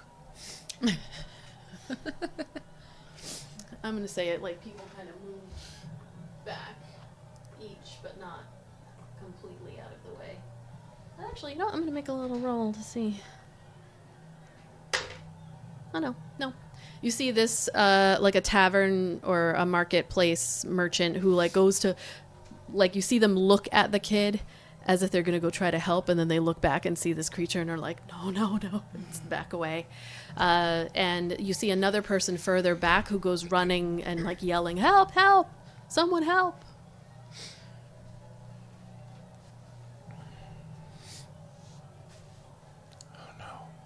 You might as well just let it do its job. Just let him kill him. Just let nature run its course. Yeah. You said This the voice. kid went stumbling back, right? The kid went So like he's able to stumbling move. back. You could see like tears are running down their face. His face looks to be like maybe 17, 18 years old. And this is just a regular guy, regular kid. Looks like a regular kid. Do it. Eldon is gonna move as far as he can with 35 feet forward. That was the big piece of paper not stopping any of you. 5, 10, 15, 20, 25. Within striking distance? He'll go in front of the lady with the last 5. I think it's a lady. Pardon me, ma'am. thinks she's a lady too. Eldon's gonna draw another arrow. A broadhead this time. And looking at everybody around him and seeing the danger that this is, he's gonna aim at the kid. Gonna aim at the kid? Okay. Nice, Eldon. Oh, man. I That's knew you were Kethra going to do approved. that. She's not even there. That'd be That's why I was Kethra like, approved. Yeah. 13 plus 11. Yeah, that's gonna hit. And kablooey goes the boy. D10. I don't have Hunter's Mark on him. I still have it. Yeah. Yeah, I can't. And I already. That is 6, 8 plus 8. Okay. So 16, 17, 18, 19, 20, 22 points of damage. Okay. Describe your killing blow of this kid in the middle of the street. Wearing the necklace. I don't want to. Cursed. He's looking. Eldon is taking what feels like a very long look around at all the faces.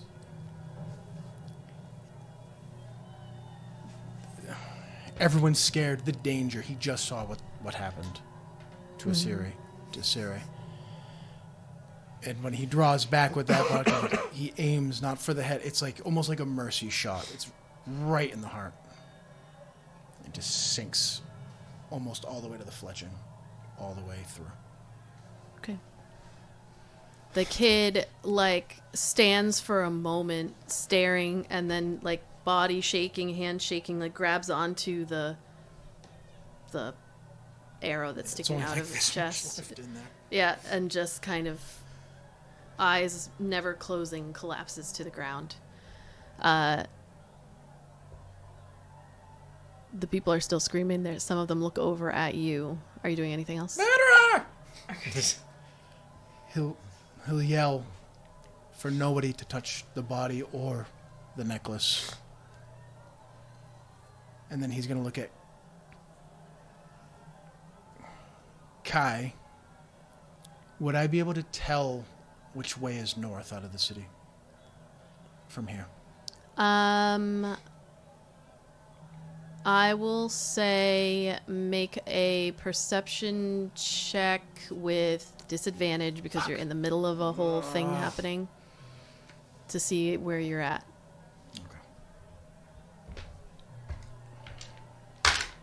Okay. 4 to 5. Oof. Oof. So no. Plus what, though? What was it again? Perception, yeah. Plus 4. So a 9. No, with disadvantage, 8. Yeah, I would say a 10 would have been the lowest. Well, he's going to look at Kai, throw his hood on, and then he's going to turn, and he's going to run down the nearest alley. Okay. You have, I think, only a few more feet. Whatever. I know these are like flowing situations, so that's so his you'd intention. have to kind of run. Oh, well, you can run past this lady and run back. Just for whatever time left in initiative, that'll be. Get behind her. So Eldon starts running. Kai, what are you doing? It's your turn. Kai is looking. Oh wait, we're still in an initiative. Yes. It's not dead. Right. I don't. Can I take that back? I'm sorry, because he Yeah. wouldn't have run. For some reason, I thought once I did. I do not know why. In my mind, I put him and the thing together. I killed him, and I was like, "Oh, the monster's dead." It's Oh no, not the dead monster's yet. still there. Yes. Then he'll stay where he was. I'm sorry. No, that's And he'll actually, if I have 5 more feet, he'll move forward if I can. the creature. No, towards. That is kind of funny because, like, if you didn't correct that, Eldon just murdered a a dude. kid and ran down an alleyway. I mean, I don't know. Yeah. In my mind, for some reason, I conflated the kid and the monster in a weird. Yeah. But then you said that, and I caught that. Still have one more shot. You have another shot if you want to take it. Yeah, I guess I'll take another shot at that thing then. Okay. Kai, what are you doing while Eldon shoots his second arrow? So, Kai, knowing about the necklace, seeing that Eldon just put the kid down with the necklace, he's gonna walk over to the body. Knowing Nope. knowing that it is attracted to the necklace. Are you crazy or something? We're not there. We can't see Eldon anything. just killed a guy to make sure the thing could get the necklace. He is going to stand over the body, making sure no one takes it.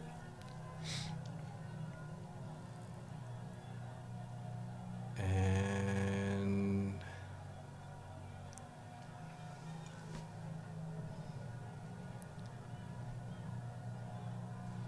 Like kind of out of the way, you mean? yeah, Come on, Pat. This party needs a wish machine. You do know that it grants wishes If you were there, would you? for a cost. Not after I saw him turn inside out. Almost. If that wasn't part of the bargain, you're goddamn right. I would have taken it. Isla wants a friend with it, not to have herself. Eldon just killed an innocent kid to. Fuck. Kai can do what he I don't does. know how many people this dude's killed in his thieving. Kai will pick up the necklace, put it in his pocket. You can't put it in your pocket. It's like a big, ugly. You have to cumbersome- put it on. No, Oh, that's it what only happens. lets you put it on That's why- immediately. That's why the kid when That's he why the touched kid it. immediately. Yeah. You pick up you pick up the necklace, and as you go to put it in your pocket and look at it, you're like, and you feel yourself putting it on. And Kai will look Eldon in the eye, and Kai will cast Dimension Door and teleport 500 feet away from the crowd. Okay. Gone. You could have just wished the monster away. Can't wish doubt the it monster works away. We've been through this. What part of every time you make a wish, the monster appears near you? Don't you get? I wish for this monster to disappear, and then you run, and then it won't be. And then it You appears think it right should where it account for disappeared, that? dude. It's not. This is a genie wishing for more fucking wishes situation. So that was a natural 20 to get out of this. So as Kai Dimension Door zips away, Eldon, as you look over and see Kai pick up the necklace and go, you see him go to put it in his pocket, and then it's just like the hands move up and without too much resistance put it on over the neck, and then make eye contact very quickly, and he zips away, is gone. Eldon has never been madder in his life. And then the creature jerks back up to movement, which is incredibly disorienting, as it doesn't have a head to do that final jerky movement. So the body moves, and then the arms and it just starts moving as if it's going to walk. At that moment, you see Myris and Tierden run. First you see their drakes as they run out from behind the building here.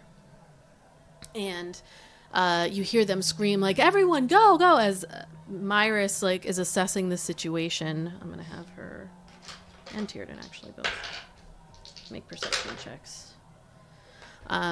Myris clocks you. Tierden is like focusing. You can see his Drake is rounding people up, trying to get them away. She looks and sees this kid on the ground. She's too far away to like see how he's died, but then she sees this creature with no head that's in the middle of the square, just kind of like moving. So I'm going to put them on there. Let's get this battle going. All I can think of is like, we left you two alone for 5 minutes. This is the type And of mess everything I turned to expect shit. me to make, not you two. Eldon screamed for nobody to touch the necklace. I know. The least Kai Kai did could have not done do is his like picked it up with a T-shirt. And just, Anything, Pull out a random anything other than make. yeah, like you wrap it up in the T-shirt because you're not touching it with your hands. It's not cursed if it's in clothing. I love that Eldon's like, don't touch the necklace, and takes, Elvis is like, like, a I'm tissue gonna, like it's a and dead El- body. Yeah, I'm gonna touch the, I'm gonna touch the It's necklace. a boogie that you got to get rid of. This necklace? Well, you mean this one? Yes. I'm not Isla's supposed to gonna touch be this so right here. pissed when she comes over and mean this one? excited. Does when that she's- make wishes now? They're not quite this big. Oh, Oh, this is No, I'm not going to this, them. this is thrilling. So we're going to have her running up this way. This is supposed to be Tierden, just so that you can definitely tell them apart, but he's wearing clothes. Tierden has clothing. Bites naked. I like just the thought of the cutaway to us, and we're just like. Da, da, da, da, da, And then cut back to like screaming. Yes. Like, gore everywhere. Should have got more tickets to the spa. Boys don't need Should have got spas. 5. These boys do. I don't have Whoa. smaller drakes, which is something that I need to get, but they're like running. Okay.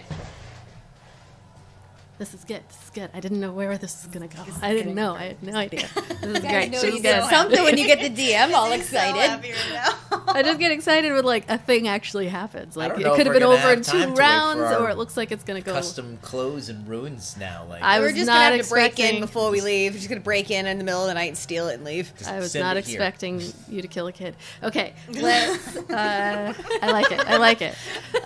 So now it is I saw it in his Eldon's eyes before turn. he said it. The sadness. I saw. That's why I like. You're like, can I? And I went, do it, do it. All right, Eldon. Oh, it's my turn. Yeah. Oh no. Yeah, there's only two. There's only of you. two These, of these you, rounds yeah. go fast. Kill next. Actually, he's gone. It's just you. Shoot Myris next, and then Tierden. You might as well just go right No on that killing innocent. way. See, Probably that's Get what that- irritates me that the most. lady's I am right genuinely there. irritated because he just killed someone for a fucking. Ah, you'll be all right. And then Hey. Eldon's Kai is trying to lure the monster away from the through city. through crowds of people. We The don't. monster doesn't want Yeah, to it feels. Yeah, it doesn't care What? about those people. We It really need turns to find, people like, an inside alert out button whenever for they the touch rest them. of the woven fates. We don't know what it does. Well, doesn't like you'll see. chase them. I guess we'll find out. We need an alert button to Arrow. get our I'm attention. gonna sling 2 more arrows at the creature. Okay. I'm just gonna roll both of these. A 14 and a 6 is a 11. Yeah, 11 plus 6 is 17, That hits. and 14 plus 11. Okay. At this point, he would have pulled the broadhead arrows. I'm assuming it's unarmored. So 2, 6, 7. That's 15 points of damage for the first. Whoa.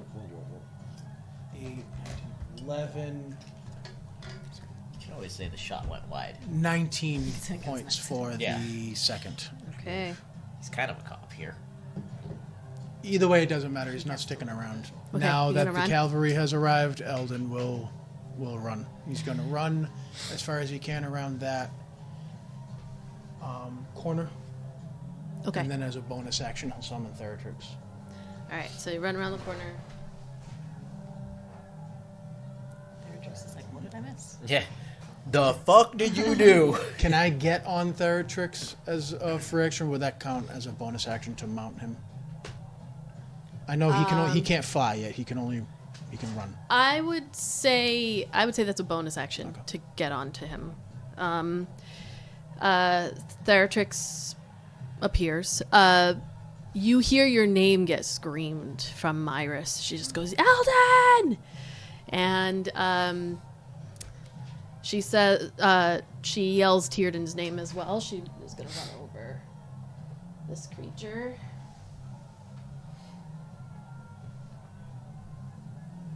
It moves very slowly as it walks forward. And you see actually this two drakes, which these are supposed to represent, are going to run over while Tyrden tries to get people away. Myris is trying to do a quick assessment of how this child died. In the road. Arrow says Eldon. What is this initials? E.S. Strike. Okay, so the creature with these two, as you can see them, you catch like a glimpse of it out of the corner of your eye, Eldon. The limb, one of the limbs like reaches out towards, we'll say Tyrden's drake. When it comes within 10 feet of it, actually. Like, that doesn't even get within striking distance before the arm lashes out. And...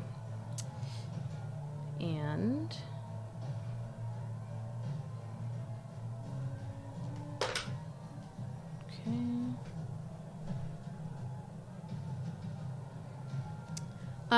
It reaches out, slashes at the drake that is in front of it, and it kind of like passes through the drake, who instantly just into all the glitteriness that happens when a drake is expelled from this plane.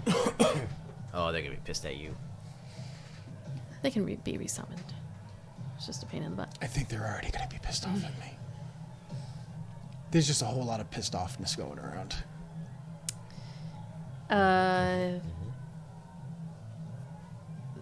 That is the end of his turn. You see the other drake is going to lash.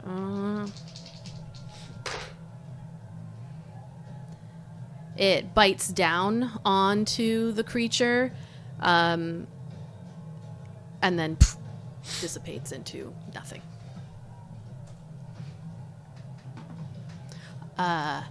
You get onto Theratrix as you continue to see the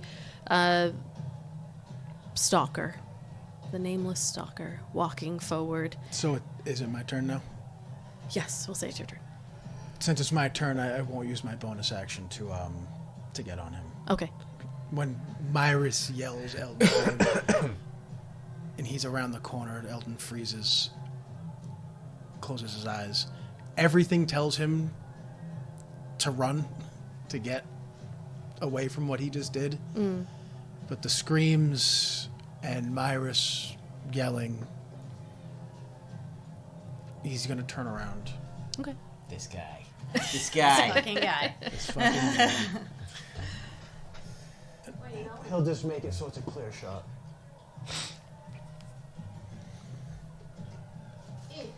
You know, I feel like you're like a war general from like back in the day where you have the little sticks. This wasn't intended to be this, but it's good. Okay, so go ahead and make your roll. As I'm going to have Myris trying to...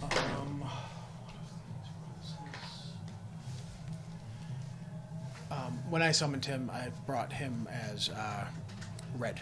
He's still medium, right? Yes. It's an extra 1d6. Ooh, that was 14 for the first one. That hits. Oh shit, okay, cool.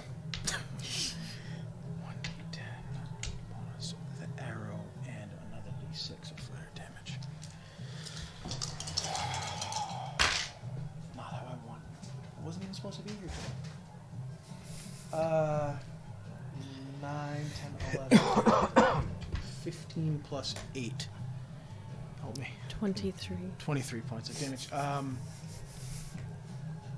Fuck, I don't know which one was going to be the fire. I'll say 2, to be fair, because I didn't specify which D6 I was going to use. 2 of that Okay. is fire damage if it matters. Okay. And roll again. So, I thought that was a nat 1. That's 7 plus 18 to hit. Okay. That definitely hits. Your arrow's sinking into the back of the torso of this creature. It still is moving slowly. 8 plus 5 is 13, 14, 16 plus 8 is 24. 24 points of damage on that. Okay. Okay. More arrows sinking into it. The creature continues moving forward. Actually, I think it would be Myrus's turn, actually. So, as they're... Oh, are you doing anything else? He would scream not to touch it. Okay. Do not touch. So he's screaming, Whatever. "Do not touch it!" From... Okay. They just watched their drakes, like, into nothing after one attacked the creature, and then the creature had attacked it. So, Myrus, you see her yell over to Tierden, which you see her actually very quickly signing to Tierden, because without his drake, he cannot hear. Hold on. Hold on. Very slowly. that I know. That means I sign slow. I sign slow. Yeah. And she is like, actually you know, legit. get people to I didn't want you to think I was just over here throwing gang signs at you. get people out of here, kind of thing.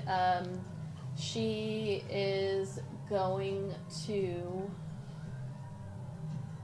Tierden is going to be trying to get people out, so we'll see. There's a few more people who have left, just to keep this interesting.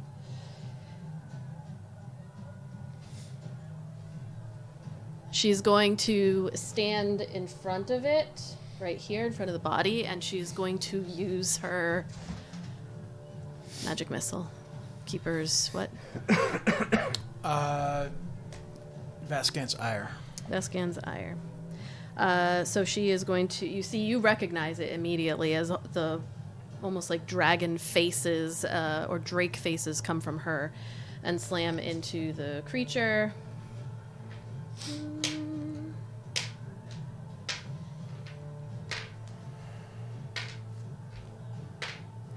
Okay.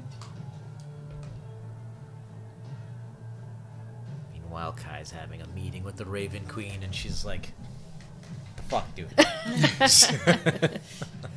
It slams into the creature. It's still moving forward.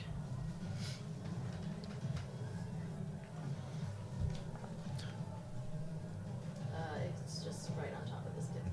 Does his body go splat? It did not. Go splody. Technical term. Yeah, no, it did not explode. Splody. Okay, Eldon. Kai, you're somewhere. Where are you going? I'm trying to lead it away from the city because I know it knows and it's constantly coming towards whoever has it.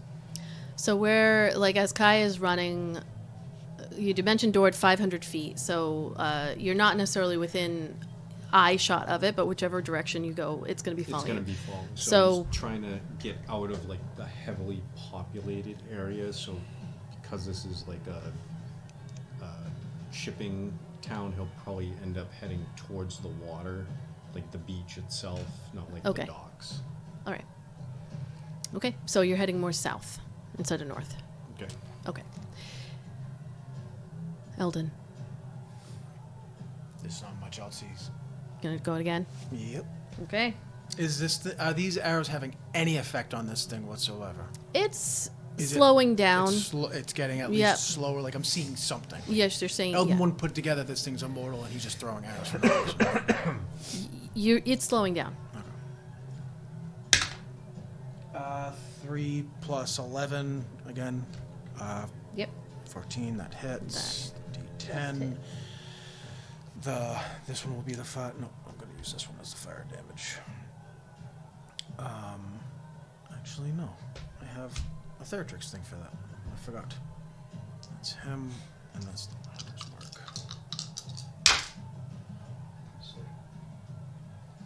7 plus 4 is 13, 14, 15.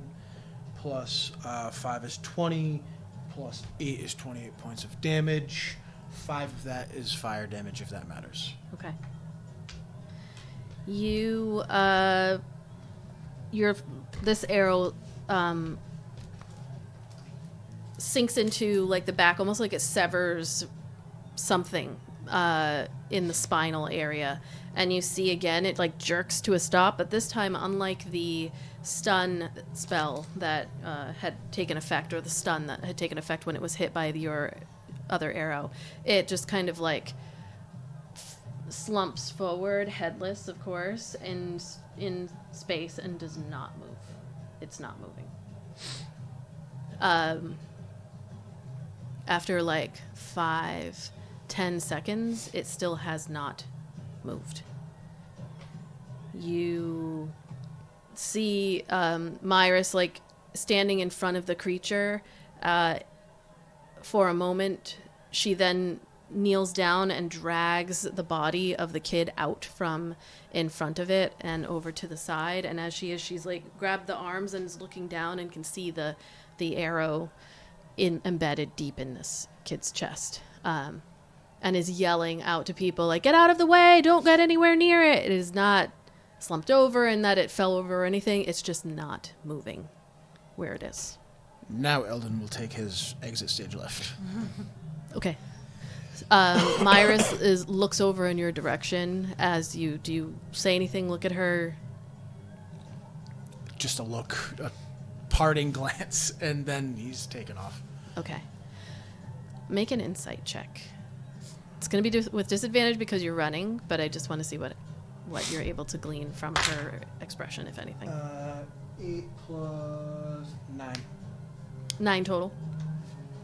All you see is like anime style wide eyes as she looks at you and stares at you running in the opposite direction. Now we are out of initiative. Now we are out of initiative. She's mad that she didn't arrest you on the spot yesterday. Well, everyone's a little unhappy today, aren't we? I mean, 3 ladies are having a great day, actually. Yeah, but you're about to have like the It's rudest about to of get awakenings. ruined. Yeah. So I just wanted to say this was Kai's plan. Once he makes it to the water, he wants to take his little satchel, drop it into the sand, and he'd like to cast Remove Curse on himself so he can take the necklace and drop it in the satchel. You go to do that. And it won't allow me. It will not allow you to do that. Okay. Does he feel the zipper starting to go? As a matter of fact, as you go to pull this thing off, as you're sitting on your heart beating fast and hard at the sand, you go to like pull it. You cast this spell. You have everything in front of you. You take a deep breath, even though you don't need to, and then you go to pull it off, and you feel like a tug, like your skin is pulling forward, like there are certain curses in this world that require a specific set of actions to nullify. And this might be one of them. It's just proof we can't leave you two alone again. Never again. And as that kind of settles in, another attempt of like pulling almost like to the point of allowing for a level of pain to take hold, but then thinking you saw what happened to Asire. You know that if somehow you were able to, which you doubt you would have the strength to pull it up over your head and take it off fully. If you did, you know what would happen.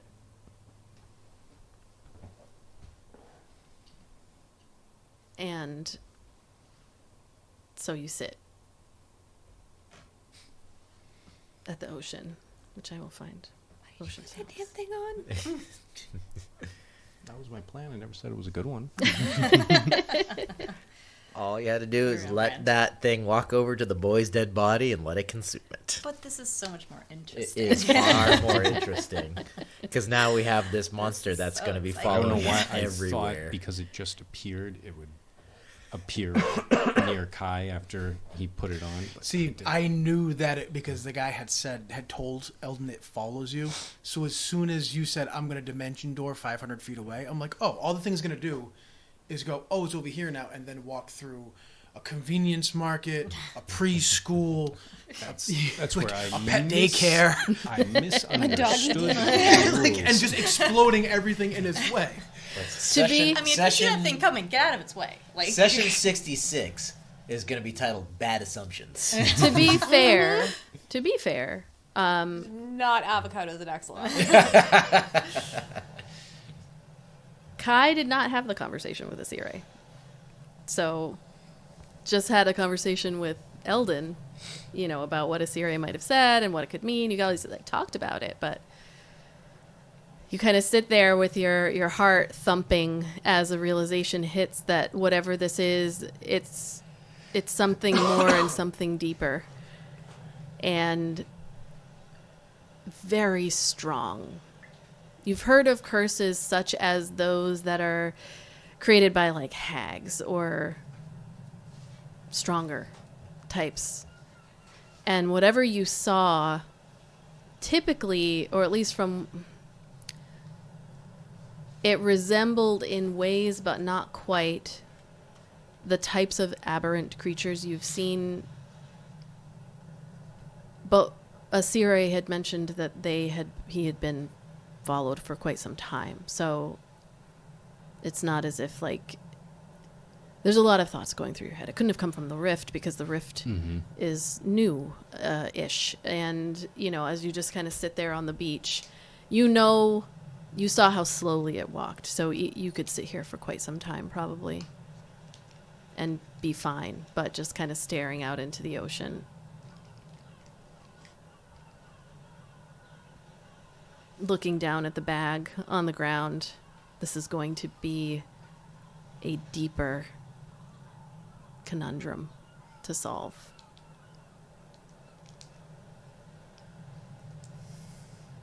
Eldon, what are you doing? He is on Theratrix's back, Yeah. tucked between his wings, and they are. Theratrix is going to climb whatever the nearest building is. So now they're just jumping over rooftops, rooftop to rooftop. I'm assuming at this point he'd be able to tell which way, a northern direction out of the city. Yes, absolutely. Yeah. With more time to sit and see And where you're being at. up Yeah, high. yeah. Are you trying to be not seen? No, he does. At this point, it doesn't. You don't care. Okay. They're just going for raw speed. Okay. Yeah, you absolutely can see your way out of the city. When they get to the city's edge, the last building, they'll jump off, and they'll keep going Okay. northward. The rain. Hold on, that's not a good rain one. I want this rain.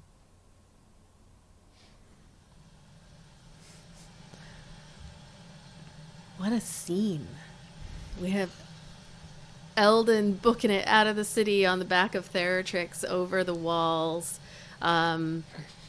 There are bells ringing, as you can see. Actually, the Adar, the military of the city, are starting to head in the direction that you last saw that the creature was in.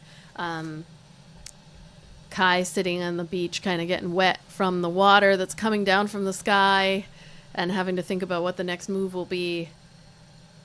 And then we come back to... This is like when you're sitting at intersection and you see 10 cop cars and an ambulance and a fire truck all take a turn, and you go you're going don't take that left, don't take that, because home is that left, and they take that left, and you go fuck, because you just know deep down that you're is gonna happening pull up at to your our house, house, our and that's problem. where they're all gonna be.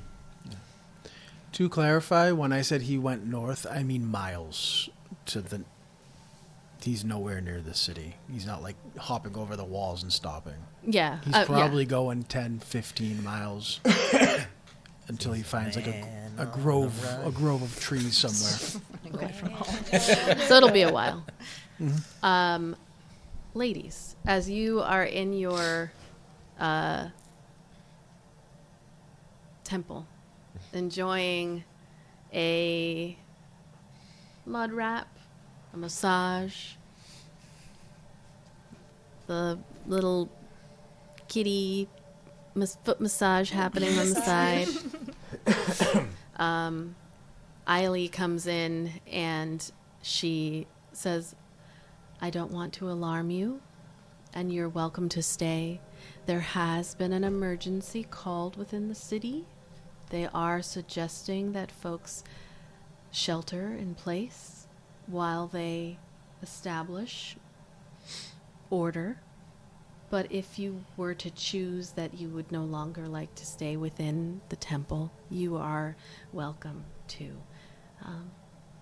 go about your business. I'll give you a credit to come back another day, and you can continue with your services. She lifts a cucumber up. Emergency, does that happen often? No, typically emergencies are happening outside of the city walls, but it occurs infrequently. Apparently there's something within the walls. So is all of your family, your party here? Are you all accounted for? Unfortunately not. Well, again, I can, if you were to choose to go, I can give you a credit to come back another day. I'm happy to have you. I want to read the faces of my lady friends. Kethra's already packing her shit. I do have the utmost confidence that the Adar and the Keepers are keeping everyone safe, but there is a danger within the walls. Yes, well, that is unfortunately something we've become accustomed to. It looks like we are going to have to take that credit. Okay. You said your guests here, are you staying at any particular hotel, and I can just send the credit along to... The Gilded Goblet. Okay. And it was Ayla, right? Yes, Ayla Myrea. Okay. Well, I'm so sorry that your stay had to be cut short, but you got most of the services and the treatments. Did any of you get anything other than that? Because there are other boons, potentially. What was the list of options? We did the steam. I know there's this. I'm gonna say we didn't get to the keeper's treatment. Well, thing. that would be like 100 gold per person. So that, I mean, not to say you can't do it. It's just it's an expensive endeavor. So there was the.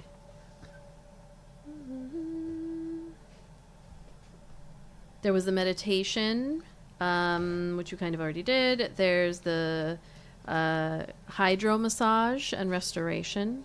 Ooh, I'll do one of those. Okay, so that'll give you advantage. These are our choices that we have to make. That one actually sounds really good. I can use that right now. Did Kethra get that as well? Yeah, I'll get it You too. said, don't Okay, touch my so feet. you can have 3 of them. I killed you. You got cursed. They We get got a massage. We're coming out feeling fucking good. Until we find out what happened, we're not going to be feeling that good. You had like swirling jets of water that just like kneaded and massaged your sore muscles, so you get advantage on saving throws within the next 24 hours. So she helps. You see the other people help gather your belongings, and then they help you to leave. And as you go outside,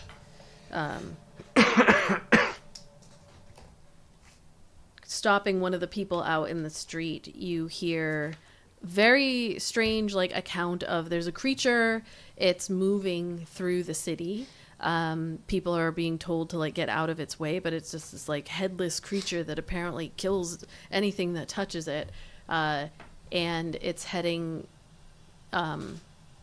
south towards the water. And how do I get there from here? That way. South. I don't know where fucking south is. You head to the south. I'll have all of you make investigation checks as you're trying to see or assess, I guess, basically what you're trying to even look for here. 8. These shitty dice roll good. 10. 18. All right, Ayla. You run down through the city. What is going on? Shit. Towards the ocean, which is to the south. And you can see there's people who are still kind of just going about their business around. The whole city isn't going crazy, but some people are blatantly ignoring their bells off in the distance. There are people just the non-mask wearers. They're just kind of going around and being well, whatever the fuck. It's not affecting me. It's not affecting me It right wasn't now, affecting so. them. So you head down towards the water and see a familiar figure kind of sitting on the beach. There's nobody else here dressed all in black with their black jet black hair sitting. You can see Kai. Kethra, By I see himself. Kai, I think. Hi. Then she'll just run up to him. Hello. Kai's keeping his back to her. Just looking out into the ocean. Are you... what's going on? There's apparently some sort of monster within the walls. There is a large commotion over it. Have you seen it? Is it what those abominations? It's large. Has no head. Turns people inside out when it touches them. So it's followed us here? All the way across from Yamari. Not us. What is it? Our friend from the boat was in a tavern. Did he make a wish? No. Someone tried to steal the necklace from him. Apparently, if the necklace is taken off, it turns the wearer inside out. Yee. The cat's gonna look at you and go, turn around. Then why are you wearing it? What? Son of a bitch! Someone needed to lead it away from the city. Did it have to be you? I wasn't asking for volunteers in the middle of the street. Was there another option, maybe? Wait, you said someone stole it from him. Yeah, did Why you? don't you just Who let them stole keep it? Well, that person died. So it got them. No. Inside out? Right side out. Upside down. How did Dead they die? Dead side out? You did say they're dead, correct? Yes. How did they die then? An arrow through the heart. Nice. Wow. Okay. Well, why? In order to try and stop from leaving. Who was? I believe Eldon was trying to stop the creature. We had Kethra. So he had it in him. he shot the thief, and then you picked up the necklace. I believe Eldon thought the creature would go away if the wearer was dead.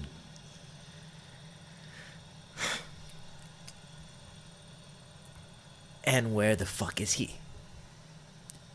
I don't know. What? We got separated.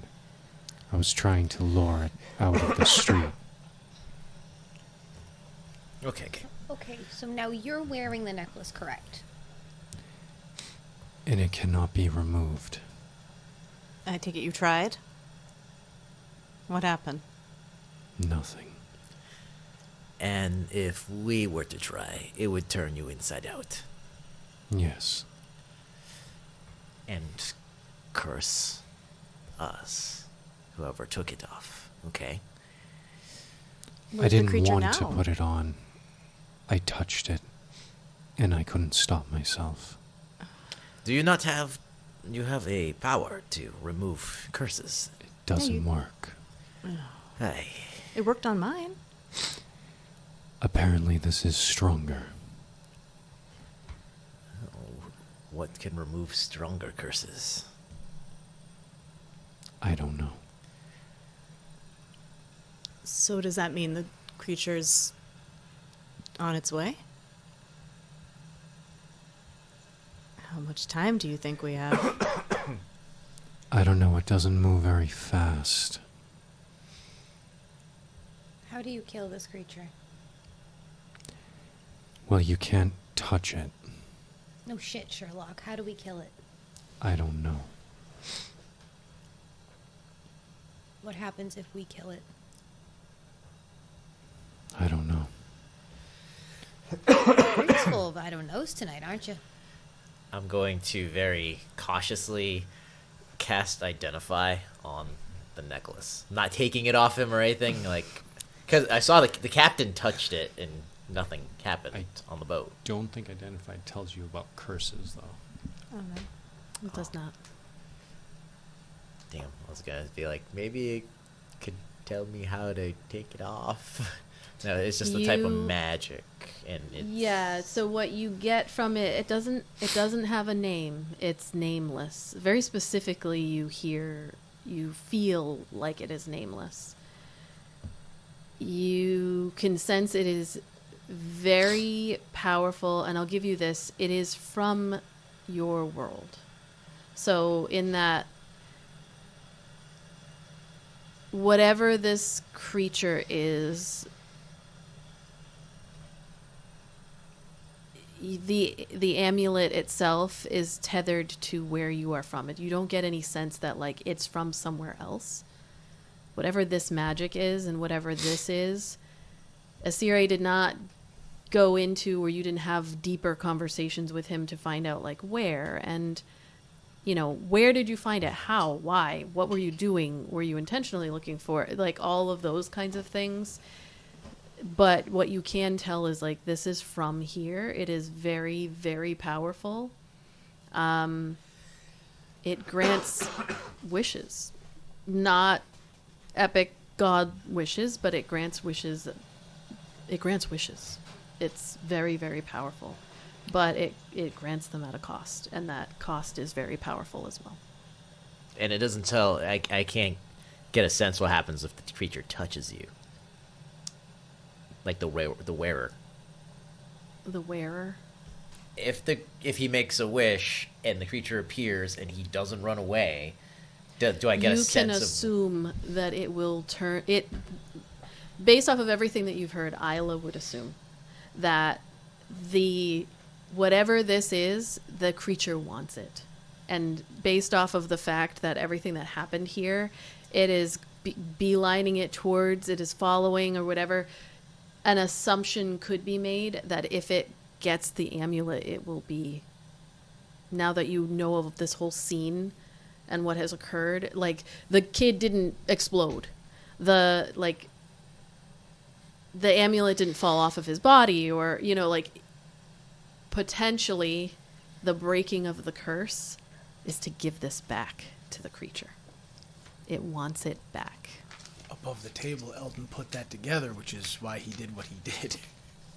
See, Yeah. I was thinking something bad happens if it gets to him. That I was thinking the same entirely thing of possible. It's like just entirely- let it have it. it is also, but fair, if it gets it, you don't know.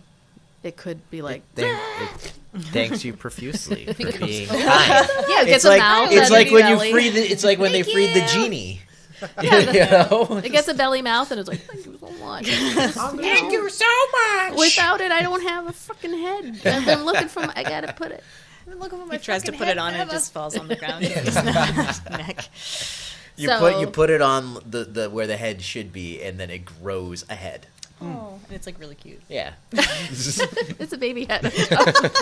It's creepy. Thank you. Thank you so much. So, theoretically, kind of sitting there thinking about what it could be, the creature could just want it back. Asire said they went and took it. They took it from wherever it was that they took it from. They put it on, and then the creature followed them out of whatever it was, the cave, the whatever it was, and was there and has been chasing them ever since. So it could be as simple as it just wants it back. It's not theirs. It's not yours. It's not anybody's. It's theirs, and it wants it back. But it could also be that if it were to touch it, who knows what could happen. You don't know. But based off of its actions thus far, if you remove it, it appears where you are to get it to get it back. If you make a wish, it appears where you are to get it back. You are. There's But different ways in which it moves at like a sloth pace. it moves 20 feet every 6 seconds. Every Every round. It moves 20 feet every Oh. 6 seconds. It's walking. I don't know why I pictured it just like a sloth. Just It would take it 6 full seconds to walk from here to the end right there, which is not that far. So it's going slow.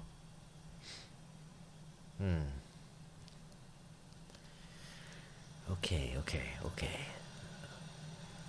And I'm going to cut away from you all as you sit on the beach. As we pan over, I like to picture this camera as it swoops up over all of you on the beach, the rain falling down, and then cascades over the city, and you can see this creature walking, and people are scattering, and there's the Adar and breath fire breathing at this thing from the military and the keepers, who one more sends a drake at it that just the moment it comes into contact with this creature, and people are being pulled away, and it is heading in your direction. And we keep sweeping over as I would say you're coming to the end of your run of 5-6 miles, if you wanted to get that far. It's still raining. Theratrix hasn't said anything to you, but you exit the city, leaping over the wall from different rooftops, and then landing and running out into the woods. Are there wall guards or anything that would have seen Yeah, and absolutely. identified this fugitive? They would that have seen. We're now I mean, associated with. they would have been confused. There's word wouldn't have spread that quickly to them. There's no fugitive call or anything. It's just suddenly a guy on a drake jumps over. They have seen drakes before, but they're going to assume it's a keeper. There's going to be big old Drake. Yeah, there's going to just be a confusion there because they see wings for a moment and did you see that? Meh. It's probably just a drake. No, neither did you. What was that noise? But you run off into in the direction of the hills, and then finally stop under the cover of a tree canopy area as Theratrix just stops without you saying anything and just turns his head around in a almost 360.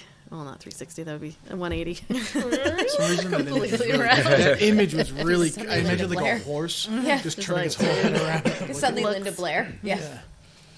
And he says, Eldon, what are we doing?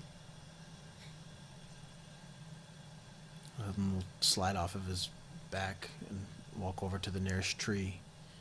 Just sit. He comes over. Pull his legs up like this. Wrap his cloak around him. He comes over and kind of wraps halfway, but still so that he can see your face.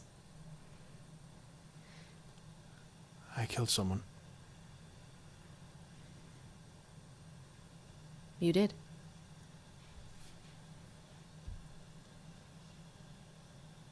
I've never done that.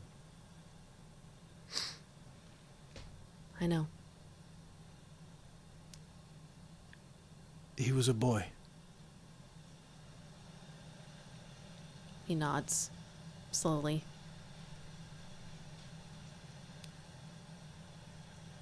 And I don't know if he deserved it or not.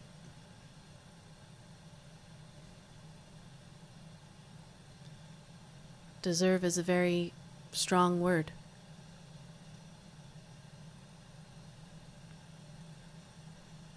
I'm not sure that that particular word is relevant in this instance.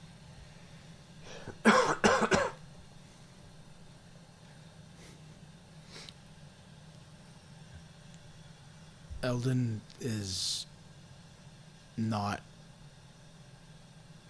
He's not in the mind frame of sparring with Theratrix like he usually does. He just puts his forehead to his knees and just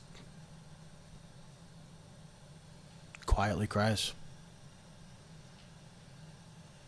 Theratrix stays quiet for as long as Eldon cries. So for however long that is. And then as he's kind of coming down from that, he says, sometimes we have to do things that we don't want to do for the good of everyone else. You said that sometimes there has to be the loss of life to save other lives. This strikes me as a perfect example of that. And it does not mean that you will not forget, or that it meant nothing. But I don't believe it had anything to do with whether the boy deserved it or not. It's what happened. He made a choice, and now he is dead. And that happens. It just happens. If he had not made that choice, he might still be dead. But if you had not made that choice, he would have led the creature through the city, possibly to his family or his friends, and many, many more would have gone.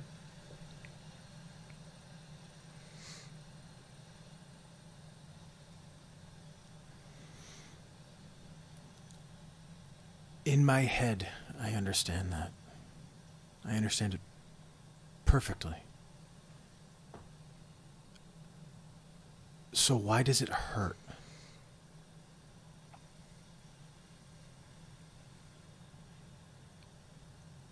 That I don't know.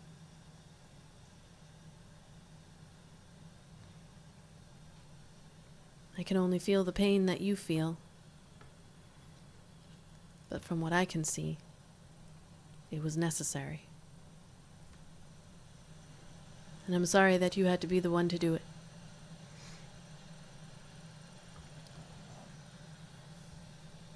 Yeah, me too. Me too.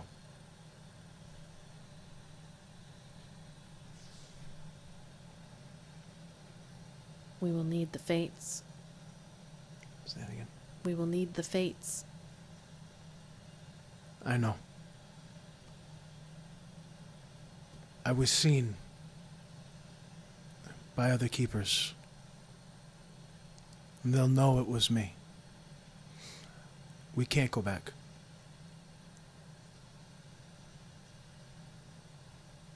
I can go back. I can go get them. Well, it's only you and I that are needed for the next steps in this journey. I've come to realize that you can't do it alone, and I'm not enough.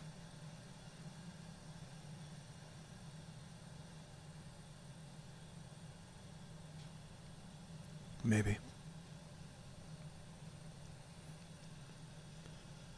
We'll wait until... Should we wait until nightfall? Or tomorrow morning?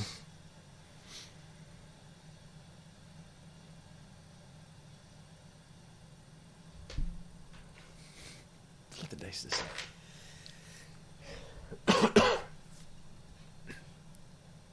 We can wait here until the morning.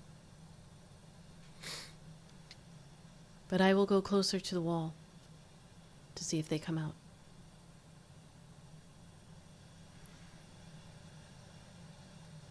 Before you go,